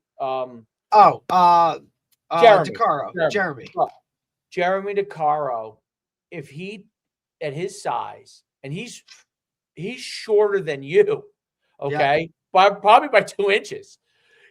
If he doesn't show it out every single time, he will be dismissed. What makes Jeremy DeCaro great is he does show out I have never been around anybody in all the stuff that we've done that every single time balls out. Like, even when I think he's off a day, like he might drop a ball or something, he bounces back right away. He's still balling out. Like, no doubt. Like if he was dropping a couple balls, I'm just like, oh well, I guess we're not winning this today, because like he always is, like, you know, he's always so good. So, but he understands that. He understands that he has to show out every time he steps on the field. And he does. And that's why he's plays, and that's why he has right. And he also does it the same, and he has the same approach, whether it's game day, 7-on-7, weight room. Like, those are your outliers. He's tough as nails. He has a great personality, but he's tough. Phenomenal. He's just like, when he goes and competes, I can't tell you how many times we would have to, and you know this too, I would have to tell the quarterback, I'm like, you know, because we get a new quarterback usually every year or every 2 years. I'm like, just trust me. Dude, just throw it that way. Throw it there. He will catch it. Like, they're like, come on, he's so small. You're like, oh no. Promise you, buddy. He'll get it. And then they throw it there, and they're like, okay. They're like, oh, you guys, you know what you're talking about. I'm like, no, shit. We saw him when he was 13 doing the same shit. He's been the same height. He's been the same height since he was 13. It's a hell of a player for him, man. He hasn't grown an inch since he was 13. It's the best. But like, he was doing it like, I remember when he caught the pass in the back of the end zone. We were at that remember COVID? We went all the way to like the semi. We should have been. I don't know why we were in the championship round. All the games we won, but it was so screwed up that term. But we were in the semifinal round. He was catching these balls in the back of the end zone, and I was just like, "What the hell is he doing?" Like, you're like, where did he come from? This kid is insane. And he's got a good vert and all those things. Like, I'm sure he has a 35. Yeah, he's got good numbers like that and all that kind of stuff. Yeah, he's fast. But it's just the playmaking ability. It's beyond the vert. It's beyond the, yes, he jumps pretty high. It's like when you see it. So if he were to go to national tournaments, and he's my example, it would have zero effect on his recruiting. No one would look at him. He would catch 50 balls and no one would care. That's just the truth, right? So they were always smart how they approached it. They kept him. He kept getting better. He was playing great. He never aimed for something bigger than what it was. And it all worked out. And he went to an FCS school, right? And he had to earn every penny of it. But he's playing. Yes. I mean, that's why, like, it's not that people shouldn't do those things. It's just that, like, if you're expecting something from it, it's a crazy, like, I'll give me your money and I'll go play scratchies for you. I think I can get you some money that way because I think I can help you. If you're walking around with a 6'5" kid, like I said, do whatever the fuck you want. Okay. Because yes, it will work in your favor if you walk down there at 6'5". So, it definitely will work in your favor. Like the tight end from the kid who was at Rutgers that you love from Long Island. KJ. KJ wanted to. He walks in the door. He's 6'5". I think he just got ranked like the number 52 player in college football. I don't know how they kept him. Like, right. Some club calls him up, says, we'll fly you down to Florida. We'll fly you down here to Miami. You want to play for Raw for this year? Absolutely. Kid bets on himself. Boom. 100% should do it. 100% should do it because he walks in the door and people are like, oh, bang. You bring him over to FIU and they go, oh, it's like, and that's the deal. But anyway, let's go to bed. Or not you. I'm going to bed. Hey, we're good. Tomorrow morning, Coach Cubic. Perfect. You got it. All right, buddy. Have a great night. Good job.